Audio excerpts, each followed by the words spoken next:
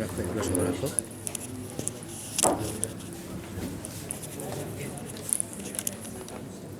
কাগজটা আছে।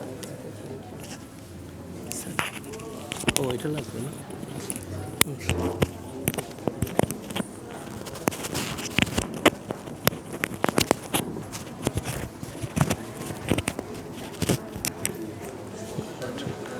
এটা আবার আচ্ছা ঠিক আছে। এটার সাথে কি মোবাইল যুক্ত থাকবে? পড়ে টরে যাবে না তো? আচ্ছা আচ্ছা।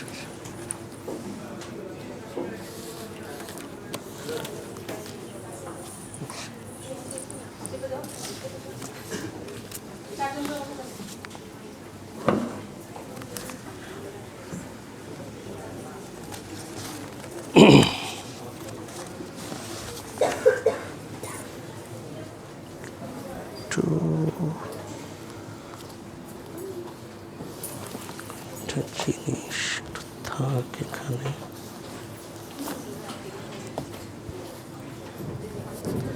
আপনারা ভয় পাবেন না প্লিজ।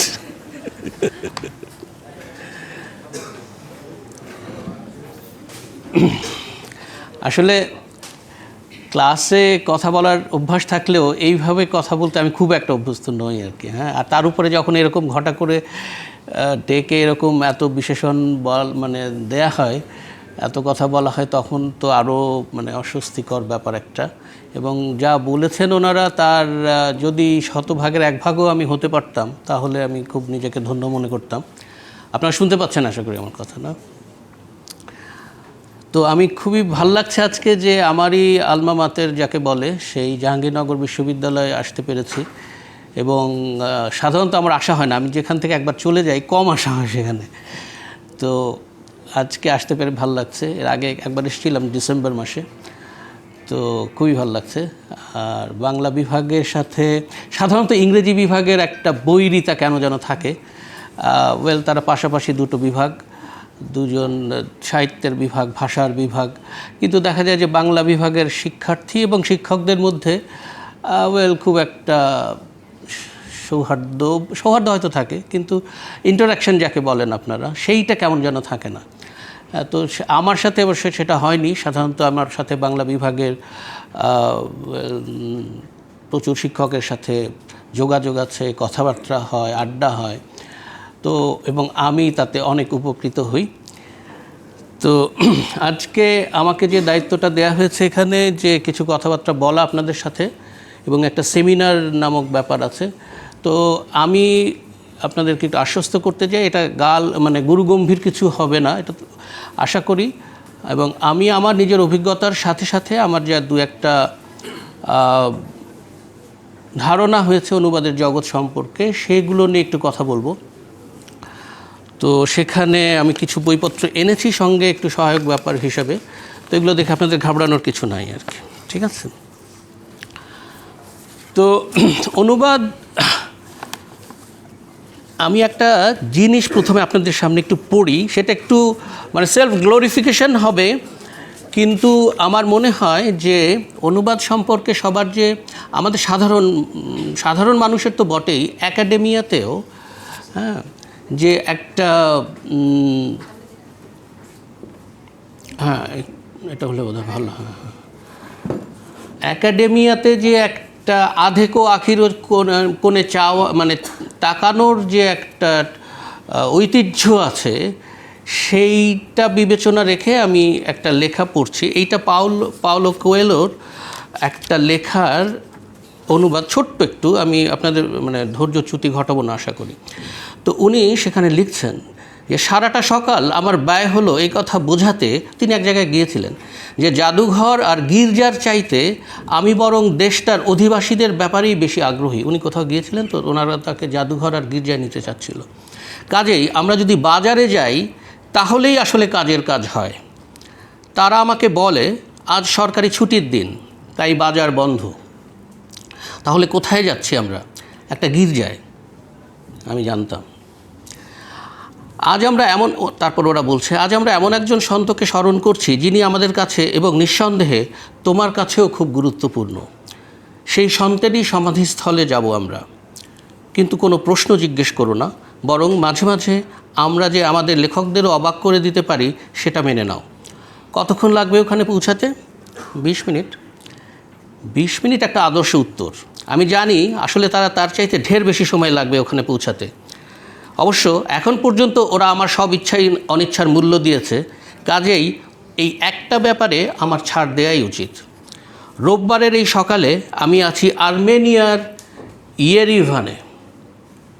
নিমরাজি ভঙ্গিতে গাড়িতে উঠি আমি। দূরে বরফাবৃত পর্বত আরারাত দেখা যাচ্ছে। চারপাশের গ্রামাঞ্চলের দিকে তাকাই। এই ধাতব বাক্সের ভেতরে আটকে না থেকে ওখানে হেঁটে বেড়াতে পারলেই ভালো লাগতো আমার।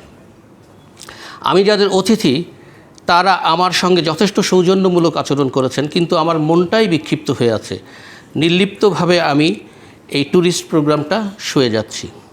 শেষমেশ তারা কথাবার্তা চালাবার চেষ্টা ছেড়ে দিল এবং গাড়ি নীরবে এগিয়ে চলল। 50 মিনিট পরে, কি বলিনি 20 মিনিট লাগবে না, আরও বেশি লাগবে, ছোট্ট একটা শহরে পৌঁছাই আমরা। তারপর এগোই গির্জাটার দিকে। সেখানে প্রচুর লোকের সমাগম। লক্ষ্য করি সবাই স্যুট টাই পরে আছে। সন্দেহ নেই অত্যন্ত লৌকিক একটা অনুষ্ঠান এটা। টি শার্ট আর জিন্স পরা অবস্থায় নিজেকে বড্ড হাস্যাস্পদ মনে হচ্ছে। আমি গাড়ি থেকে নেমে দাঁড়াই। রাইটার্স ইউনিয়ন বা লেখক সংঘের লোকজন সেখানে আমার জন্য অপেক্ষা করছিলেন। একটা ফুল আমার হাতে তারা তুলে দেন এবং অংশ নেওয়া লোকজনের ভিড় ঠেলে সামনে নিয়ে চলেন তারা আমাকে। আমরা বেদির নিচের কয়েকটা ধাপ নেমে আসি।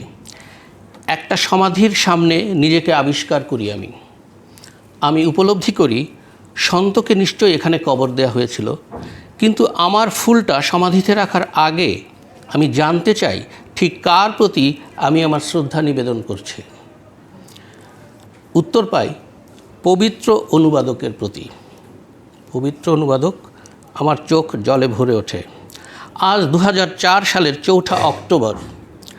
শহরটির নাম ওশাকান এবং আমার জানা মতে আর্মেনিয়াই পৃথিবীর একমাত্র স্থান যা পবিত্র অনুবাদক সন্ত মেসরাবের দিনটিকে সরকারি ছুটির দিন হিসেবে ঘোষণা করেছে এবং যেখানে তারা দিনটিকে বেশ জাঁকজমকের সঙ্গে পালন করে। আর্মেনিয়ার বর্ণমালা তৈরির পাশাপাশি উনি ব্র্যাকেটে বলছেন যে আর্মেনীয় ভাষাটি তার আগেও বিদ্যমান ছিল, তবে কেবল মৌখিকভাবে। তো আর্মেনীয় বর্ণমালা তৈরির পাশাপাশি সে সময়ের সবচাইতে গুরুত্বপূর্ণ গ্রন্থগুলো অনুবাদে নিজেকে উৎসর্গ করেছিলেন সন্ত মেসরব। সেসব গ্রন্থ ছিল গ্রিক, পার্সিক ও সিরিলিক ভাষায় রচিত। তিনি ও তার শিষ্যগণ বাইবেল এবং সে সময়ের বেশ কিছু ক্লাসিক অনুবাদের বিশাল কাজে নিজেদেরকে নিয়োজিত করেছিলেন। সেই সময় থেকেই তার সংস্কৃতি নতুন পরিচয় লাভ করে, যা আজ পর্যন্ত আছে। মানুষ উচ্চাকাঙ্ক্ষী হয়ে পড়ায় ঈশ্বর ব্যাবেলের বুরুজটি ধ্বংস করে দিয়েছিলেন। আপনারা ব্যাবেলের গল্পটা জানেন মনে হয়, তো বাইবেলের। এবং প্রত্যেকেই তখন ভিন্ন ভিন্ন ভাষায় কথা বলতে শুরু করেছিল। অবশ্য তার অসীম করুণায় তিনি সেসব মানুষও সৃষ্টি করেছেন যাতে ফাঁকটুকুর মধ্যে সেতু বন্ধন রচনা করা যায়। কথোপকথন সম্ভব হয় মানুষের চিন্তার বিস্তার ঘটানো। একটি ভিনদেশি বই খুললে যার নাম খেয়াল করার কষ্টটুকুই আমরা করতে চাই না, সেই ব্যক্তিটি হলেন অনুবাদক। তো একটু সেলফ গ্লোরিফিকেশন হয়ে গেল, কিন্তু আসলে ঘটনা কিন্তু সত্যি। আপনি দেখবেন যে একটা অনুবাদের বই যদি আপনি খোলেন, লেখকের নাম আপনি পড়ে যাবেন, তারপর বইটা পড়বেন, তারপর যদি আপনাকে কেউ জিজ্ঞেস করে এটা কে অনুবাদ করেছে, আপনি কিন্তু বলতে পারবেন না। এটা কিন্তু প্রায় হয়। তো এসব না জেনেই আসলে আমি এই অনুবাদের জগতে প্রবেশ করেছিলাম, আজ থেকে ধরুন 33-34 বছর বা এরকম সময়ের আগে আর কি। তো সেটা হচ্ছে যে তার কারণ হলো যে তখন আমার চারপাশে বা আমি এক্সপোজ হয়েছিলাম কিছু অনুবাদের বইপত্র দিয়ে। সেবার প্রকাশনী ছিল তখন, তারপরে প্রগতি প্রকাশনীর কথা আপনারা জানেন, অধুনা বিলুপ্ত সোভিয়েত ইউনিয়নে সেই যে একটা প্রকাশনা সংস্থা তৈরি হয়েছিল, মানে রুশ ভাষার নানান ধরনের বইপত্র অনুবাদ করার। তো সেসব বইপত্র এখানে অঢেল আসতো। তো সেসব বই এবং সেবা প্রকাশনীর বইপত্র যখন আমার কাছে আসা শুরু করলো বা আমি সেগুলো দেখতে থাকলাম, তখন যেটা হয় আর কি সাধারণত, যে একটা বাচ্চা কি করে, একটা বাচ্চা যখন তার পরিবারে তার বাবা মাকে যা করতে দেখে সে কিন্তু তাই করে, বা সে যেসব জিনিস তার কাছের লোকজনকে দেখতে দেখে, মানে তার বাবার যে পেশাটা হয় সে সেই পেশার প্রতি আগ্রহী হয়। তিনি যদি রাজমিস্ত্রি হন, দেখা যায় বাচ্চাটা সেই রাজমিস্ত্রির কাজে বাবাকে সাহায্য করছে হয়তো, এবং তার ওই কাজের প্রতি আকৃষ্ট হচ্ছে। শিল্পী হলে সেই শিল্প তাকে আকৃষ্ট করে। তো আমার পরিবারে সেই অর্থে কোনো অনুবাদক ছিলেন না অবশ্যই। আমি ক্ষমা প্রার্থী, আমার মুখ মানে গলা শুকিয়ে যায় এত লোকজন দেখলে, তো তাদের সাথে কথা বলতে এই জন্য পানিটা রাখে। তো এখন আমি তখন যদিও তারা ছিলেন না কোনো অনুবাদক, সেই অর্থে কোনো পাঠক ওইভাবে কিন্তু ছিল না। হ্যাঁ, এটা একটা আশ্চর্য ঘটনা। কিন্তু আপনি দেখবেন যে আপনাদের পরিবারে আপনি পড়ছেন কিন্তু আপনার চারপাশে কেউ পড়ছে না, এরকম একটা অদ্ভুত ব্যাপার ঘটে যায়। তো আমি কেন যেন পড়তে শুরু করলাম। তো তখন আমার মনে হলো যে আচ্ছা, তাহলে আমি হয়তো এরকম দুই একটা কাজ করতে পারি, অনুবাদ করতে পারি হয়তো। আমি যদি সেই অর্থে তথাকথিত, আপনারা জানেন যে মৌলিক লেখা বলে একটা জিনিস আছে। আমাকে লোকজন প্রায় জিজ্ঞেস করে আপনি মৌলিক লেখা কবে লিখবেন। তো আমি তখন খুব অস্বস্তিতে পড়ে যাই, কারণ এই মৌলিক লেখা বলতে ঠিক কী বোঝায়। ওনারা আসলে বলতে চান যে আপনি অনুবাদ কখন ছেড়ে নিজের লেখা লিখবেন।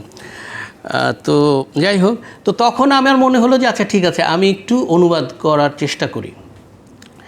তো তখন, এবং যেহেতু এই ধরনের বইগুলো, বিশেষ করে সেবা প্রকাশনীর বইগুলো একটু গোয়েন্দা কাহিনী থাকে, একটু রহস্য কাহিনী থাকে, এগুলোর প্রতি মানুষের একটা আকর্ষণ প্রবল থাকে। তো আমার মনে হলো যে সেই ধরনের কোনো কাজ, সেই ধরনের কোনো লেখা, যেমন স্যার আর্থার কোনান ডয়েলের কোনো লেখা বা এস.জি. ওয়েলসের কোনো লেখা, সেগুলো একটু অনুবাদ করা যায় কিনা।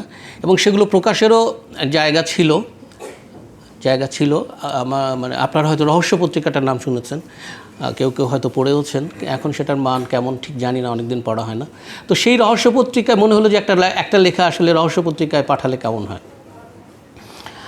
তো অনুবাদের একটা আছে, মানে অনুবাদেরই একটা রূপ আছে, সেটাকে বলে হচ্ছে, আপনারা জানেন, অ্যাডাপ্টেশন আছে। যে আপনি ঠিক ওই আক্ষরিকভাবে অনুবাদটা না করে বা ভাবানুবাদটা না করে আপনি এমন একভাবে ওই লেখাটাই লিখলেন যাতে করে সেখানে ওই বিদেশি পটভূমিটাকে আপনি বাংলায়, আপনার চেনা পটভূমিতে চেনা মানুষের নামে এইভাবে আপনি করলেন। তো সেরকম একটা কাহিনী আমি সেখানে পাঠিয়ে দিলাম সাহস করে। তারও আগে অবশ্য কিছু কাজ করেছিলাম, সেগুলো ঠিক মানে মানসম্পন্ন হয়নি বলে আর আমার পাঠাইনি, ভরসা হয়নি। তো দেখা গেল যে সেই অ্যাডাপ্টেশনটা তারা ছাপলেন। সেটা হচ্ছে আজকে থেকে কত বছর, 34 বছর হবে, 1987 সালের ফেব্রুয়ারি মাসে বেরিয়েছিল সেটা। এবং আরও মজার ব্যাপার হলো, সেই লেখাটার জন্য তারা 87 সালে আমাকে 1000 টাকা দিয়েছিলেন। 1000 টাকা। এখনকার কোনো আপনি লিখে 1000 টাকা পাওয়া আপনার কাছে মনে হবে ঈদের মানে বোনাসের মতো মনে হবে। কিন্তু সেই 87 সালে সোনার দাম কত ছিল তখন, স্বর্ণের ভরি কত ছিল, খেয়াল করে দেখবেন যে 87 সালে, তখন আমি জাহাঙ্গীরনগরে ভর্তি হব মানে এখনও ভর্তি হইনি। আমাদের ক্লাস শুরু হয়েছিল 87 সালের 11ই জুলাই। তো ফেব্রুয়ারি মাসে যখন ছাপা হলো, আমার তো মনে হলো যে আমি হাতে চাঁদ পেয়েছি। তো সেই বছরই কয়েকটা লেখা আমি পাঠালাম, ওই 1000 টাকার টানে ঠিক না, মানে আরও কিছু কাজ আমার জমা ছিল। তো সেই এবং তারপরে মনে হলো আচ্ছা আরেকটু মানে মানুষকে বসতে দিলে সে নাকি শুতে চায়। তো তখন আমার মনে হলো যে আচ্ছা ঠিক আছে, তাহলে একটা বই কেন নয়। আর সেবা প্রকাশনীর একটা তখন অরা ছিল, একটা সম্মান ছিল, একটা প্রভাব ছিল আর কি। আপনারা এখন হয়তো সেটা বুঝতে পারবেন না, কিন্তু আমাদের সময় যখন এই ফেসবুক নাই, যখন এসব টুইটার নাই, সামাজিক মাধ্যম নাই যোগাযোগের, যখন পিটিভি বলতে একটাই চ্যানেল এবং এত চ্যানেল নাই, ইত্যাদি ইত্যাদি, ওটিটি নাই, ইত্যাদি এগুলো নাই যখন, তো তখন সেবা প্রকাশনী যে আমাদের জন্য কী উপকার করেছিল, কি একটা দরজা খুলে দিয়েছিল, সেটা এখন কল্পনা করা খুব মুশকিল। তো ফলে সেবা প্রকাশনীতে রহস্য পত্রিকায় যখন একটা ছাড়পত্র পাওয়া গেল, তখন মনে হলো যে আচ্ছা, why not a book from Sheba Prokashoni. তখন আমার মনে আছে খুব ভয় নিয়ে একদিন একটা ফোন করেছিলাম কাজী আনোয়ার হোসেনকে, যে আমি একটা বই প্রকাশ করতে চাই। কী বই? আমি খেয়াল করেছিলাম যে মানে শার্লক হোমসের যে 4টা উপন্যাস আছে তার মধ্যে দুটো তখনও অনুদিত হয়নি সেবার প্রকাশনী থেকে। তাই আমি বললাম যে আমি দ্য সাইন অফ 4টা অনুবাদ করতে চাই।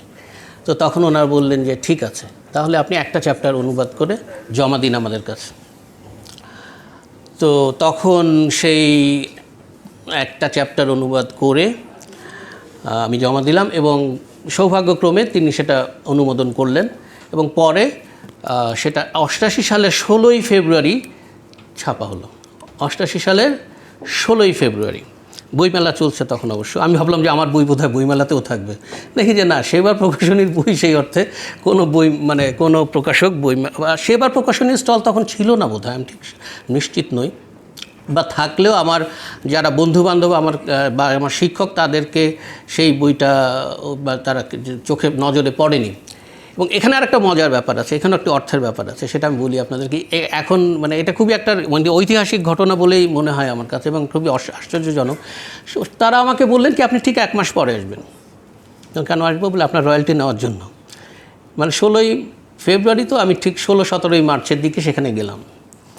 16ই মার্চ বা 17ই মার্চ দেখি যে তারা একটা বিল লিখেছেন, সেখানে টাকার অঙ্ক হচ্ছে 5,600 কত টাকা যেন, 5,000 সামথিং, 600 সামথিং। এখনও একটা বই, এই যে আমার একটা বই আছে অনুবাদ করেছিলাম বা মানে বিভিন্ন জায়গা থেকে অনুবাদ করে গ্রন্থনা করে, সেটার নাম হচ্ছে কার্ল মার্কসের জীবনী। তো কেন দুঃসাহসটা করেছিলাম জানি না। তো সেই কার্ল মার্কসের জীবনীটা এই কয়েক বছর আগে বেরিয়েছিল, আমি বোধহয় এখন পর্যন্ত 7,000 টাকার বেশি পাই নাই, 7,000 টাকা। আর ওরা তখন আমাকে, আমি এটা উল্লেখ করলাম এই কারণে যে সেবার প্রকাশনীর একটা বড় ভূমিকার কথা আমরা বলবো পরে, সেবার প্রকাশনীর কথাটা আসবে আরও পরে। তো কিন্তু তারা যে একটা অসাধারণ সংস্কৃতি তৈরি করেছিল, শুধু বই প্রকাশের না, এবং এই যে লেখককে সম্মান করে তার প্রাপ্যটা বুঝিয়ে দেওয়ার জন্য, এবং সেইটা একটা অসাধারণ ব্যাপার বাংলাদেশের জন্য আর কি। হ্যাঁ, তো যাই হোক, তো সেই সেবা প্রকাশনী থেকে বইটা পাওয়ার পরে, বইটা প্রকাশিত হওয়ার পরে আপনারা হয়তো মনে করতে পারেন যে আপনি 5,600 টাকার শখন পেয়ে গেলেন, তার মানে এরপর থেকে নিশ্চয়ই আপনার মানে এরপর থেকে আপনি খালি বই বের করতেই থাকলেন সেবার প্রকাশনী থেকে। আসলে কিন্তু তা না। দেখা গেল যে না, তখন আমি জাহাঙ্গীরনগরে পড়াশোনা করছি এবং জাহাঙ্গীরনগর যখন পড়াশোনা শেষ হয়ে গেল, তখন 1992 সালের সেপ্টেম্বর মাসে ওখান থেকে আর একটা বই বেরোলো। এই 4 বছরে আর একটাই মাত্র বই বেরিয়েছিল সেবার প্রকাশনী থেকে, সেটা হচ্ছে ফাউন্ডেশন নামে একটা বই, আইজাক আসিমভের একটা সায়েন্স ফিকশনের ট্রিলজির প্রথম খণ্ড। অসাধারণ একটা কাহিনী। তো এই হচ্ছে আমার অনুবাদ জগতে আসার কারণ, আসার একটা মানে প্রারম্ভিক একটা চেহারা। এর মাঝখানে বিভিন্ন জায়গায় মানে রহস্য পত্রিকাতে কিছু লেখা ছাপা হয়েছিল। কিন্তু এর পরে দেখা গেল যে আমি আর সেবা প্রকাশনীতে বই অনুবাদ করার আগ্রহ পাচ্ছি না। কেন পাচ্ছি না? তার একটা কারণ হচ্ছে যে সেবার প্রকাশনীর বইয়ের সাথে আপনাদের যাদের পরিচয় আছে তারা একটা জিনিস খেয়াল করবেন, যে সেবা প্রকাশনীর উদ্দেশ্য হচ্ছে যে সাধারণ পাঠককে, ছাত্রছাত্রীকে সহজ ভাষায় বিভিন্ন ধরনের বইয়ের সাথে পরিচিত করিয়ে দেওয়া, মানে অনুবাদের মাধ্যমে। তাতে করে যেটা হয় সেটা হচ্ছে যে একজন লেখকের বই, ধরুন আর্নেস্ট হেমিংওয়ের বই বা গ্যাব্রিয়েল গার্সিয়া মার্কেসের বই বা আপনার ফকনারের বই বা যে কোনো লেখকের বইকেই তারা অনুবাদকরা যেটা করেন, যেহেতু তাদের টার্গেট হচ্ছে, তাদের লক্ষ্য হচ্ছে সাধারণ পাঠক এবং মানে ছাত্রছাত্রী এবং সাধারণ পাঠক, সেহেতু তারা করেন কি যে এইটাকে খুব সহজ সরল ভাষায় এটা অনুবাদ করে ফেলেন এবং খুবই চমৎকার বাক্যে, নির্ভুল বাক্যে, নির্ভুল বানানে, নির্ভুল উচ্চারণে, বিদেশি শব্দের উচ্চারণগুলো তারা কিন্তু সেই তখন থেকেই খুবই যত্নবান ছিলেন যে সেই উচ্চারণগুলো যেন ঠিকঠাক মতো হয়। যেমন ধরুন আমরা বলি ইঞ্জিনিয়ার বা ইঞ্জিন, তাই না? কিন্তু ইংরেজি উচ্চারণে সেটা কিন্তু এঞ্জিন। বা ধরেন অটোমোবাইল আমরা বলি খুব সহজেই, কিন্তু সঠিক উচ্চারণটা হচ্ছে অটোমোবিল। তো এখন ওনাদের বইয়ে দেখবেন যে আপনারা তারা এবং এই জিনিসগুলো খুব মেনটেন করছেন, যে তারা এই উচ্চারণটা যেন ঠিক থাকে, বাংলা বাক্যগুলো যেন ঠিক থাকে এবং বানানটা যেন ঠিক থাকে। এই বানানের ব্যাপারে তো এখন কী যে বলবো, এগুলো না বলাই ভালো, কিন্তু তখন থেকেই তারা এই ব্যাপারে খুব সচেতন ছিলেন, এখনও আছেন। এবং আমি তখন সেখানে গিয়ে দেখেছিলাম যে দুজন প্রুফ দেখছেন, দুজন ভদ্রলোক প্রুফ দেখছেন। কীভাবে দেখছেন? একজন পড়ে যাচ্ছেন, একেবারে দাড়ি কমা সহ আরেকজন মেলাচ্ছেন। অথচ আমাদের বিশ্ববিদ্যালয়ে, আমি আমার নিজের বিশ্ববিদ্যালয়ে বলছি, একটা রিসার্চ সেন্টার আছে, একটা প্রেস আছে, সেখানে দুজন প্রুফ রিডার নাই। তো যাই হোক, তো এখন এই রকম একটা সংস্কৃতি তারা তৈরি করেছিলেন এবং নির্দিষ্ট সময়ে যে তারা লেখকের অর্থটা তারা তাকে দিয়ে দিতে কোনো ধরনের দেন দরবারের কোনো ব্যাপার ছিল না। এবং ওই বইটা, একটা বই যে বললাম না আমি যে আপনাদেরকে, যে আমার বইটা মার্চ মাসে গিয়ে তারা বললেন যে ঠিক আছে আসেন আপনার টাকাটা নিয়ে যান, এবং তারপর প্রতি 3 মাস অন্তর ওই বইটার যে বিক্রি হয়েছে তার একটা রয়্যালটি হিসেবে তারা খুব কম দিতেন। তারা দিতেন হচ্ছে 7% একটা রয়্যালটি, কিন্তু বইটা আবার ছাপা হতো 5000 কপি। সাইনফর ছাপা হয়েছিল 5000 কপি। 5000 কপি এই মুহূর্তে বাংলাদেশে বাংলা একাডেমির ডিকশনারি ছাড়া সম্ভবত আর কোনো বই ছাপা হয় বলে আমার অন্তত জানা নাই। তো এই জিনিস, এই সংস্কৃতিটা তারা তৈরি করেছিলেন।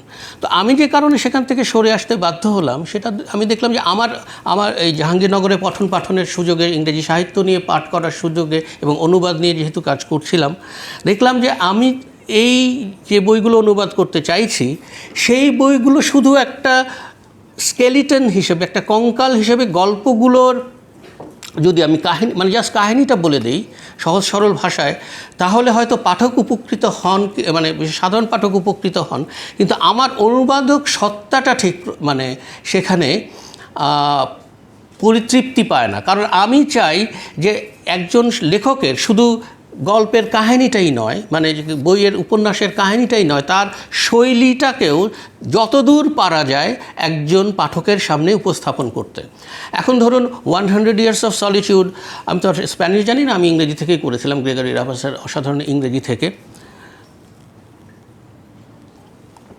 তো সেখানে যে প্রথম বাক্যটা লেখা আছে ইংরেজিতে, many years later as he faced the firing squad, Colonel Aureliano Buendia was to remember the distant afternoon when his father took him to discover ice.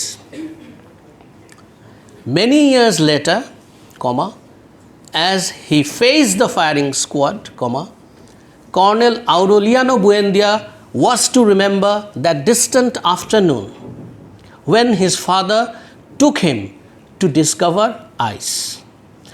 মানে প্রায় 3 লাইনের একটা বাক্য। হ্যাঁ, এরকম বাক্য ওই উপন্যাসটায় আরও অনেক আছে, একটা তো প্রায় 67 লাইনের বাক্য আছে। তো এখন এই বাক্যটা যদি আমি অনুবাদ করি এবং সেবা প্রকাশনীর ধরনে অনুবাদ করি, তাহলে কীরকম হতে পারে যে সে অনেক দিন আগের কথা, পরের কথা বা অনেক দিন পরের কথা, কর্নেল আউরেলিয়ানো বুয়েন্দিয়া একটি ফায়ারিং স্কোয়াডের সামনে দাঁড়িয়ে আছে। সেই সময় তার হঠাৎ করে মনে পড়ে গেল এক দূর বিকেলের কথা। সেই বিকেলে তার বাবা তাকে নিয়ে বরফ আবিষ্কার করেছিল বা তাকে নিয়ে বরফ আবিষ্কার করতে গিয়েছিল। এই যে 4টা বাক্যে আমি একটা বাক্য ভেঙে করলাম, এতে আমার ধারণা হয়েছিল, আমি বলছি যে আমার ধারণা হয়েছিল, এটা অন্য অনুবাদকের ধারণা নাও হতে পারে।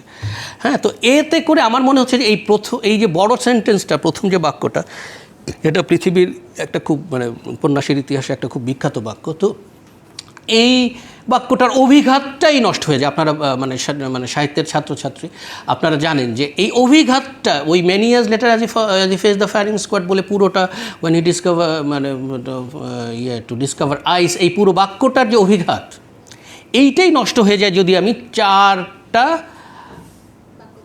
বাক্যে ওই একটা বাক্য প্রকাশ করি। কিন্তু সেবা প্রকাশনী তো ওরকম বাক্য অ্যালাউ করবে না, এবং এরকম ধরনের। এবং আরও একটা কারণ হচ্ছে যে এই পুরো উপন্যাসটা যে প্রায় 400 বা 300 পৃষ্ঠার যে উপন্যাসটা, 350 পৃষ্ঠার যে উপন্যাসটা, সেটা মানে সম্পূর্ণভাবে কিন্তু তারা প্রকাশ করবে না। তো ফলে আমার যে মানে আমি যেটা চাই সেটা সেখানে পূরণ হবে না, এটা কেটে ছেটে অর্ধেক হয়ে যাবে বা তার চেয়ে ছোটো হয়ে যাবে। তো ফলে দেখা গেল যে আমি সেখান থেকে সরে আসলে, অথবা আপনি যদি তারিখরের কথাটা মনে করেন, যারা তারিখরটা পড়েছেন, দ্য পাম ওয়াইন ড্রিঙ্কার, ওটা লিখেছিলেন বা লিখেছেন হচ্ছে নাইজেরিয়ান উপন্যাসিক এমস তুতুওলা। তো সেখানেও যে মানে সেটাকে অনেকে বলেছিলেন যে কাঁচা ইংরেজি, ভুল ইংরেজি ইত্যাদি ইত্যাদি, কারণ উনি নাইজেরিয়ার সাহিত্যিক এবং নাইজেরিয়ান ইংরেজিতে উনি লিখেছিলেন। তো সেই রকম ইংরেজিতে যেখানে নানা মানে আমরা আমাদের প্রচলিত ইংরেজি বাক্যগুলো যেরকম হয় সেরকম না একেবারে,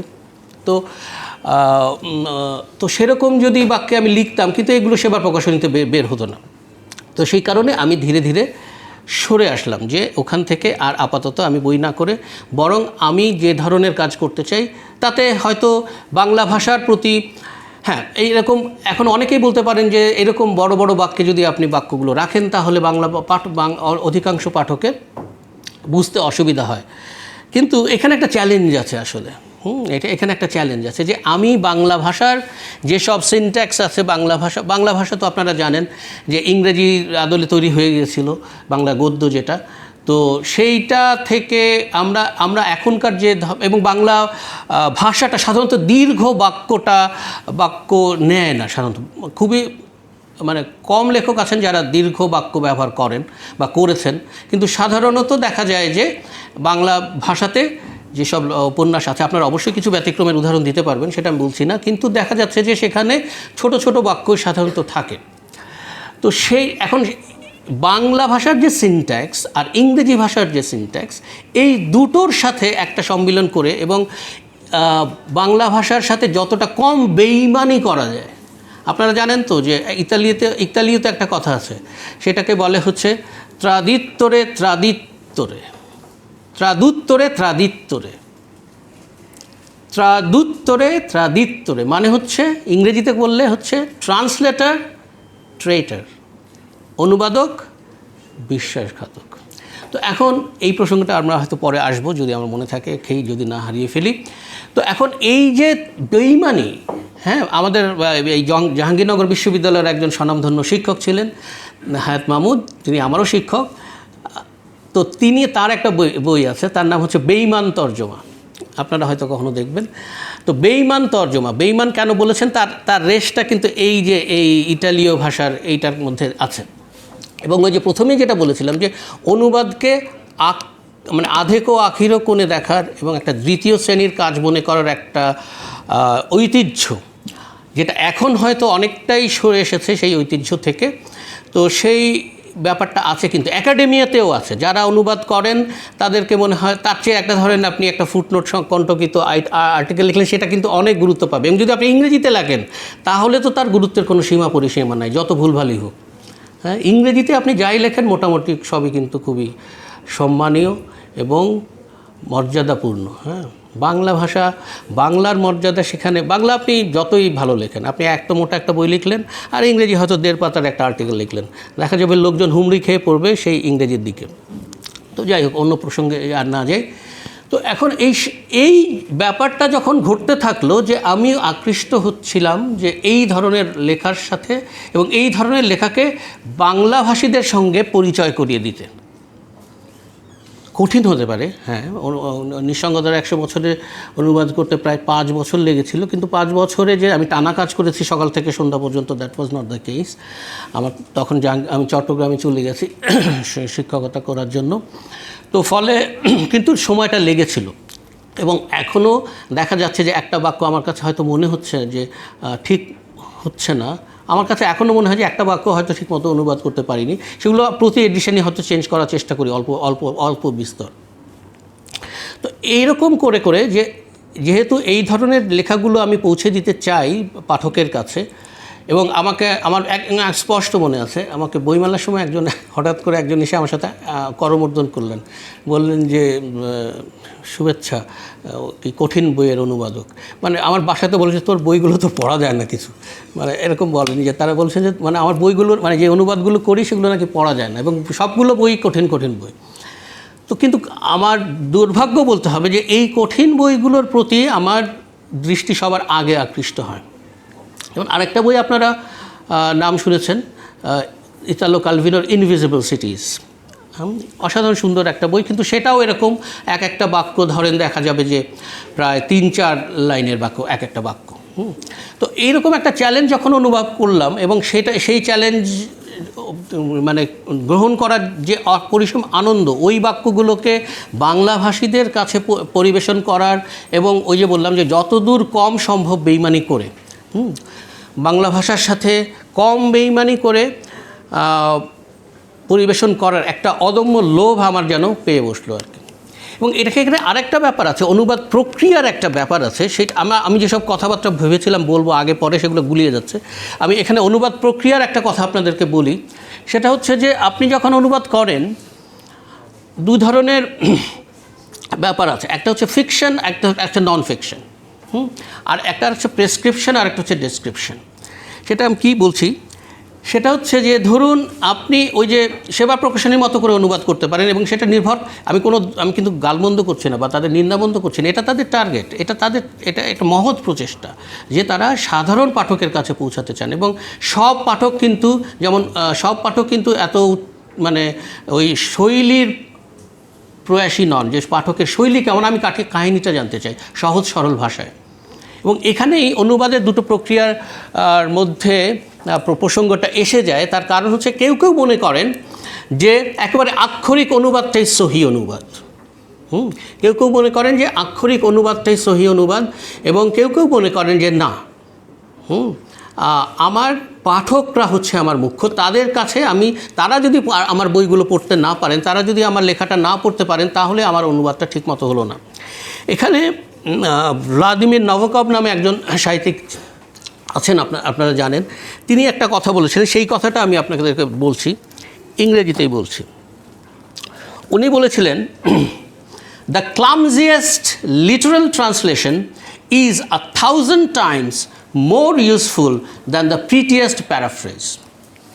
বুঝতে পেরেছেন তো, যে দ্য ক্লামজিয়েস্ট লিটারাল ট্রান্সলেশন, একেবারেই মানে পাতে দেওয়া যাচ্ছে না এরকম একটা আক্ষরিক অনুবাদও একেবারে খুবই সুন্দর, একেবারে তরতর করে পড়ে যাওয়া যায় ঝরঝরে একটা অনুবাদের চাইতে অনেক গুণে ভালো।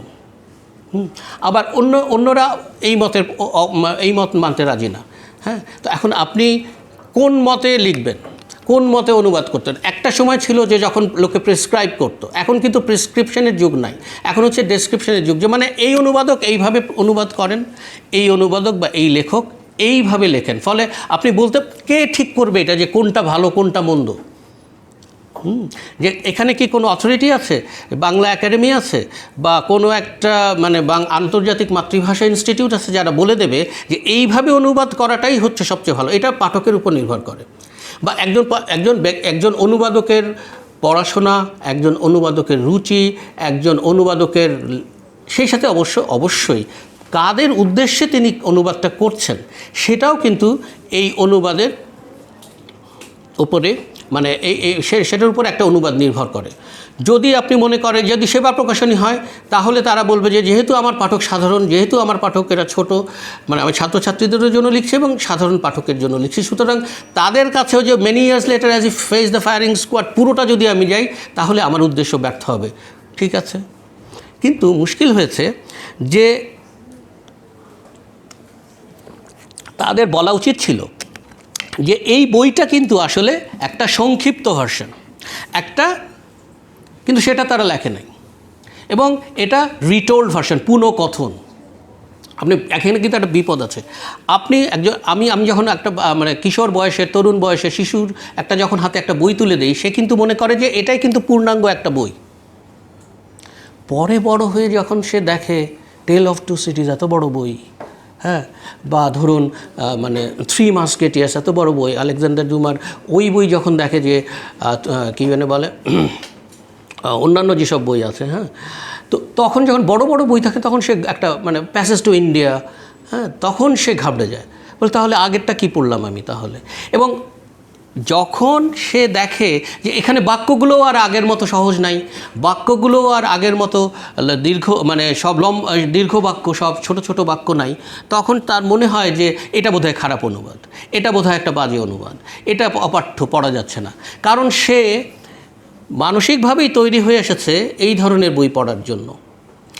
একটা সভ্য দেশে যেটা হয় সেটা হচ্ছে যে বাচ্চাদের জন্য বই থাকে, রিটোল্ড ভার্সন থাকে, এবং সেখানে বাক্যগুলো ছোট করে দেওয়া হয়, কাহিনী সংক্ষিপ্ত করে দেওয়া হয়, কিন্তু পরে বড়দের জন্য পূর্ণাঙ্গ একটা এডিশনগুলো বের করা হয়। কিন্তু আমাদের এই পোড়ার বাংলাদেশে দেখা যাচ্ছে যে এই সব বইয়ের ভালো, আমরা ইংরেজি বলতে একেবারে গদগদ না একেবারে, কিন্তু দেখুন আপনি বাংলাদেশে কটা বিশ্ববিখ্যাত ইংরেজি বইয়ের পূর্ণাঙ্গ অনুবাদ হয়েছে, আপনি একটু খেয়াল করে দেখবেন।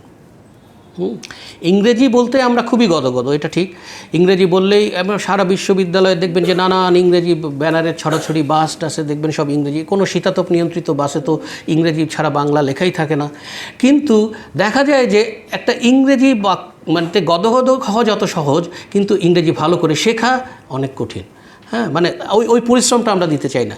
তো এখন যখন একজন পাঠক দেখেন যে একটা বইয়ের মধ্যে এরকম একটা বড় অনুবাদ পড়ছে, যে বাক্যগুলো দীর্ঘ এবং তার অভ্যাসের মধ্যে নাই, তখন তিনি ভাবেন যে এটা একটু সহজ হলে ভালো হতো। 100 Years of Solitude বা ধরেন the name of the rose বা দ্য ইনভিজিবল সিটিজ, এগুলো যদি সেবার প্রকাশনীর অনুবাদের মতো সহজ হতো, আমাদের জন্য পড়তে খুব সুবিধা হতো। কিন্তু তাহলে একজন পাঠক হিসেবে আপনি যে আসলে মিস করছেন সেটা হচ্ছে যে ওই লেখকের শৈলীটা আপনি মিস করে যাচ্ছেন। ওই লেখক যে ধরনের শব্দ ব্যবহার করেছিলেন সেই ধরনের শব্দের ব্যবহার আপনি মিস করে যাচ্ছেন। হ্যাঁ, এবং পাঠক হিসাবে আপনি কিছুটা বঞ্চিতও হচ্ছেন। এটা ঠিক যে একই ভাষার সমস্ত কাউন্টারপার্ট ওয়ার্ড অন্য ভাষায় নাই। হ্যাঁ, কিন্তু আপনি তো একজন পাঠক হিসেবে চাইবেন যে এই না হলে মনে হবে যে আপনি, আচ্ছা আর্নেস্ট হেমিংওয়ে ছোটো ছোটো বাক্যে লেখেন, আপনি বলবেন যে ইয়েও ছোটো ছোটো বাক্যে লেখেন, মার্কেসও ছোটো ছোটো বাক্যে লেখেন, আর উম্বের্তো একো ছোটো ছোটো বাক্যে লেখেন। আমরা যখন ছাত্র ছিলাম তখন অন্য বিভাগের একজন আমাদের বন্ধু বলেছিল, আমি তো জানি তোরা কী কী পড়িস, কী পড়ি আমরা, এই পড়িস হ্যামলেট পড়িস, কে লিখেছে এগুলো? রামজিলাল লিখেছে। রামজিলাল কেন লিখবে? কারণ রামজিলাল হচ্ছে নোট বই লিখতেন, এবং এই রামজিলালই দেখা যাচ্ছে হ্যামলেটের বইও রামজিলাল লেখা, আপনার ধরেন চসারের বইতেও রামজিলাল লেখা, সমস্ত বইয়ে রামজিলাল লেখা। তো বলে যে ওরা তোর তো সব রামজিলালের বই পড়িস। তো এখন আপনার কাছে মনে হবে যে আচ্ছা হ্যানক্যাং যিনি নোবেল প্রাইজ পেলেন, তার আগে বুকার পেলেন, তিনিও ওই রকম দীর্ঘ মানে ছোটো ছোটো বাক্য লেখেন, আর্নেস্ট হেমিংওয়ে ছোটো ছোটো বাক্য লেখেন, ফকনারও ছোটো ছোটো বাক্য লেখেন। ফলে আপনার কিন্তু একটা সাহিত্যের প্রতি একটা ভুল ধারণা হবে, এবং পাঠক হিসাবে আপনি পরিপক্ক জায়গাটাতে কিন্তু যাবেন না আসলে। কিন্তু আমাদের রাষ্ট্র ব্যবস্থা এমন হয়ে গেছে যে আমাদের ওগুলো নিয়ে মাথা ঘামানোর সময়ই নেই। আমরা আসলে ক্ষুণ্ণিবৃত্তি নিয়ে চিন্তা করতে অভ্যস্ত, আমার জব হবে কিনা সেটা নিয়ে আমরা আসলে চিন্তা করতে অভ্যস্ত, বিসিএসটা হবে কিনা ইত্যাদি ইত্যাদি। কারণ হচ্ছে যে রাষ্ট্র ব্যবস্থা আমাদেরকে এমন জায়গায় নিয়ে এসেছে যে এগুলোর চিন্তা করা, একটা সুকুমার বৃত্তি নিয়ে চিন্তা করা, একটা এইসব জিনিস নিয়ে চিন্তা করার সময়টাই আমাদের কাছে এখন আর নাই। তো যাই হোক, তো এখন এই অনুবাদকটা এখন কিন্তু আপনি খেয়াল করবেন যে ওই যে বলছিলাম যে অনুবাদক খুবই দ্বিতীয় শ্রেণীর চোখে দেখায়। আপনি খেয়াল করবেন যে একটা অনুবাদের বই হাতে নিলে আপনি কিন্তু কাভারে তার অনুবাদকের নাম দেখতে পাবেন না। এবং ধরুন আমার ক্লাসে আমাকে পড়াতে হয় নানান ধরনের অনুবাদ, ইলিয়াড পড়াতে হয়, বা ধরুন অন্য কিছু পড়াতে, মানে গ্রিক নাটক পড়াতে হয়, বা ল্যাটিন আমেরিকান সাহিত্যও পড়াতে হয়। তখন কিন্তু ছাত্রছাত্রীদের যখন ওরা কোনো নাম দেখে না অনুবাদক, ওরা হয়তো মনে করে, কেউ জানছে যে কোর্সটার নাম হচ্ছে classics in translation, Greek classics in translation, কিন্তু দেখা যায় যে ওরা মনে করে যে এইটা এটা যে অনেক সময় কোন ভাষা সেটাই ওরা অনেকে জানে না যদি না বলা হয়। এবং এইটা যে আসলে 100 Years of Solitude কি গ্যাব্রিয়েল গার্সিয়া মার্কেস লিখেছেন? এটা তো উনি লেখেন নেই আসলে। যদি আপনি চুলচেরা বিশ্লেষণে যান, উনি লিখেছিলেন সিয়েন আনিওস দ্য সোলেদাদ। সিয়েন আনিওস দ্য সোলেদাদ লিখেছেন আসলে উনি, কিন্তু 100 Years of Solitude এইটা তো লিখেছেন আসলে মানে গ্রেগরি রাবাসা। তো পাঠক হিসেবে, অনুবাদক হিসেবে আমি তো আসলে ওইটা পড়ছি, 100 Years of Solitude পড়ছি। হ্যাঁ, ওই যে স্প্যানিশ ভাষার যে অনুষঙ্গ, ওই যে তার যে বাক্য, তার যে সিনট্যাক্স, তার তো অনেক কিছুই আমি মিস করে যাচ্ছি। কিন্তু আপনাকে এটা মানতে হবে, কারণ অনুবাদ হচ্ছে একটা আপোষ। আপনার পক্ষে কটা ভাষা জানা সম্ভব যে আপনি একজন অনুবাদক যেরকম করে একটা ভাষা জানেন, বা একজন নেটিভ যেরকম করে ভাষা জানে, ওইভাবে কিন্তু আপনি আসলে একটা বই কটা বই পড়বেন আপনি? আপনার তো জীবনই চলে যাবে তাহলে। আপনি কটা বই পড়বেন?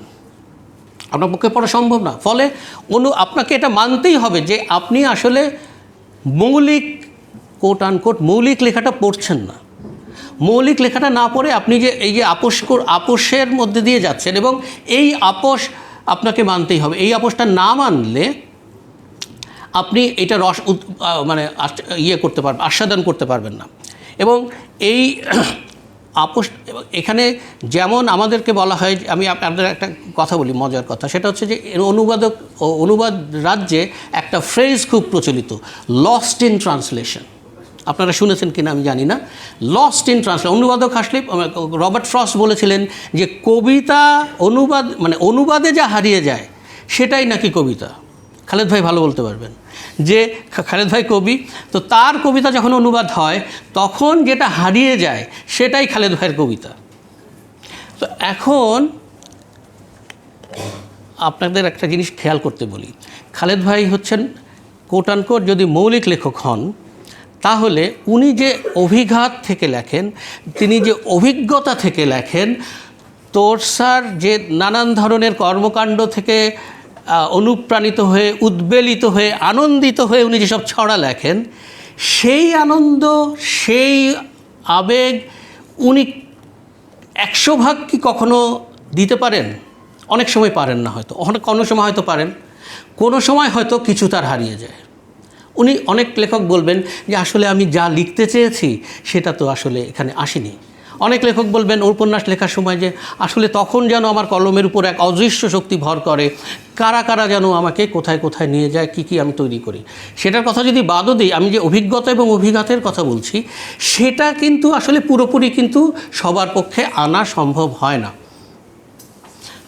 কিন্তু এই যে এই যে মৌলিক লেখার এই ক্রিয়েশনের সময় যে জিনিসটা হারিয়ে যায়, এটা নিয়ে কিন্তু আমরা চিন্তিত নই। তার কারণ হচ্ছে আমাদের কাছে সেরকম কোনো দালিলিক প্রমাণ নাই যে খালেদ ভাই কী লিখতে চেয়েছিলেন বা আরেকজন কবি কী লিখতে চেয়েছিলেন এবং শেষ পর্যন্ত আমাদেরকে কী উপহার দিয়েছেন। কিন্তু একজন অনুবাদক তো বমাল গ্রেফতার, কারণ একজন যিনি দুটো ভাষাই জানেন, এখানে আছেন ইংরেজিটা আর এখানে আছে হয়তো বাংলাটা, উনি তখন এই বাংলা এবং ইংরেজি দেখে দেখে আপনাকে বলে দেবেন যে কোথায় কোথায় জিনিসপত্র হারিয়ে গেছে। Lost in translation. তবে লস্ট ইন ট্রান্সলেশনের আরেকটা কথাও হচ্ছে যে আপনি অনুবাদে মগ্ন হয়ে গেছেন। তো যাই হোক, তা আমি যেটা বলতে চাচ্ছি যে তাহলে এই যে আমি যদি এই লস্ট ইন ক্রিয়েশনের দিকে মনোযোগটা না দেই, তাহলে আমার লস্ট ইন ট্রান্সলেশন নিয়ে এত এই যে নজরুলের গানের মতো হারাই হারাই ভয়, হ্যাঁ, বক্ষে জড়ায়ে কাঁদি, তাহলে আমি মূল টেক্সটটাকে যতই আমি বক্ষে জড়ায়ে কাঁদি, আমি যেহেতু ভাষাটা জানি না, আমার পক্ষে কিন্তু সেই আপোষের মাধ্যমে আমাকে যেতে হবে এবং এই মেসরপের মতো অনুবাদকদের কাছেই আমাকে যেতে হবে, যারা এখন অবশ্য এআই এসেছে, আপনাদের ভরসাস্থল এআই এসেছে, মেশিন ট্রান্সলেশন এসেছে, সেটা নিয়ে একটু পরে কথা বলবো হয়তো। কিন্তু দেখা যাবে সেটাও এক ধরনের আপোষ, কারণ আপনি যে আমই খেতে চেয়ে আপনার আম সত্ত্বের মধ্যে আপনি আম পাবেন না আসলে, হ্যাঁ। তো ফলে আপনাকে এই আপোষটা মেনে নিতে হবে, এই মেনে নিয়ে আপনাকে নানান কর্মকাণ্ড করতে হবে। মেসরপের প্রসঙ্গটা আরেকবার একটু বলি, সেটা হচ্ছে যে এই যে মেসরপ এবং আরও কয়েকজন অনুবাদক যে কাজটা করেছিলেন, সেটা হচ্ছে যে কয়েকটা ভাষায় বর্ণমালাই ছিল না, ভাষাটা ছিল একেবারে বর্ণমালাই ছিল না। এই অনুবাদকরা দেখলেন যে তাহলে আমি যখন এখন অনুবাদ করতে যাই, তাহলে আমাকে এখন এইটার লিপি আবিষ্কার করতে হবে। তখন তারা বর্ণমালা আবিষ্কার করতে হবে। সেই কারণে তারা এই মেসরপের মতো আরও কয়েকজন অনুবাদক তখন সেই ভাষার বর্ণমালা আবিষ্কার করেছিলেন। এখানে একটা বই আপনাদের একটু দেখাই, আমি নাকি খালি বই দেখাই, ক্লাস তেমন একটা নিতে পারি না, কিন্তু সে ছাত্ররা বলে বা অনেকে যে এই যে একটা বই আছে ট্রান্সলেটার্স থ্রু হিস্ট্রি, এই বইটা আমার খুব প্রিয় একটা বই। এখানে একটা চ্যাপ্টার আছে, সেটা হচ্ছে প্রথম যে চ্যাপ্টারটা, সেটা হচ্ছে যে translators and the invention of alphabets. এখানে কয়েকজন অনুবাদকের কথা বলা আছে, যারা ধরুন এই যে উলফিলা নামক একজন আছেন গথিক ভাষায়, একজন আছেন মেসরপ, এবং আরও কয়েকজন আছেন যারা সেই যে ভাষায় অনুবাদ করতে চেয়েছিলেন সেই ভাষার বর্ণমালাটা আগে উদ্ভাবন করেছিলেন, তারপরে তারা সেই ভাষাতে অনুবাদ করেছিলেন। যে কারণে ওই যে আর্মেনিয়া যে একেবারে সরকারি মানে ছুটি ঘোষণা করেছিল যে এই মেসরপের প্রতি শ্রদ্ধা জানাতে গিয়ে, যেটার কথা পাওলো কোয়েলো তার একটা লেখায় লিখেছেন এবং আপনাদেরকে পড়ে শোনালাম, যে এই অনুবাদকরা তাদের কাছে এই জন্য স্মরণীয় যে তারা তাদেরকে অ্যালফাবেট দিয়েছেন, বর্ণমালা দিয়েছেন। শুধু বর্ণমালাই দেন নাই, বর্ণমালা দেওয়ার পরে তাদের ভাষায় তারা অনুবাদ করেছেন। এবং তারপরেও দেখা যায় যে এই অনুবাদকে একটা দ্বিতীয় শ্রেণীর কাজ হিসেবে দেখা হয়, এবং এখন ধীরে ধীরে অবস্থা পাল্টাচ্ছে। যেমন হ্যানকাং যিনি নোবেল প্রাইজ পেলেন, তার যে একজন অনুবাদক আছেন তার নাম হচ্ছে ডেবোরা স্মিথ। এই ভদ্রমহিলা যখন বুকার পেলেন হ্যানকাং, তখন দেখা গেল একটা অদ্ভুত ঘটনা ঘটল। সেটা কি, যে বুকার পুরস্কারের যে অর্থমূল্য তার অর্ধেক ভাগ করে দেওয়া হলো। এটা একটা অভাবিতপূর্ব ঘটনা, যে এই যে অর্থমূল্য ধরুন 50,000 ইউরো, এই 50,000 ইউরোর অর্ধেক পেয়ে গেলেন হচ্ছে অনুবাদক, এবং লেখক কিন্তু আপত্তি করেন নাই। লেখক আপত্তি করেন নাই হ্যানকাং, কারণ তিনি দেখেছেন যে এই অনুবাদকের একটা গুরুত্বপূর্ণ ভূমিকা আছে আমাকে আন্তর্জাতিকভাবে প্রকাশ করার, আমাকে স্থানচ্যুত করার, আমাকে কালোচ্যুত করার, আমাকে আন্তর্জাতিক করে ফেলার। সুতরাং তার প্রাপ্যটা তাকে দেয়া হোক, এবং তিনি সেটা দেয়া হয়েছিল। এবং আরেকটা জিনিস ঘটছে, সেটা হচ্ছে যে এখন ধীরে ধীরে এই অনুবাদকের নাম প্রচ্ছদে দেয়া হচ্ছে।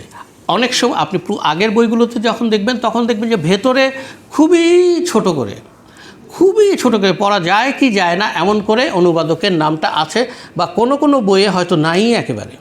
এরকম কিছু কিছু বই আছে আপনি অনুবাদকের নামই খুঁজে পাবেন না। কিন্তু তাদের এবং ওই ডেবোরা স্মিথের অনুবাদে আরেকটা কাহিনী ঘটেছিল, যেই কাজটা করতেন মধ্যযুগের অনুবাদকরা।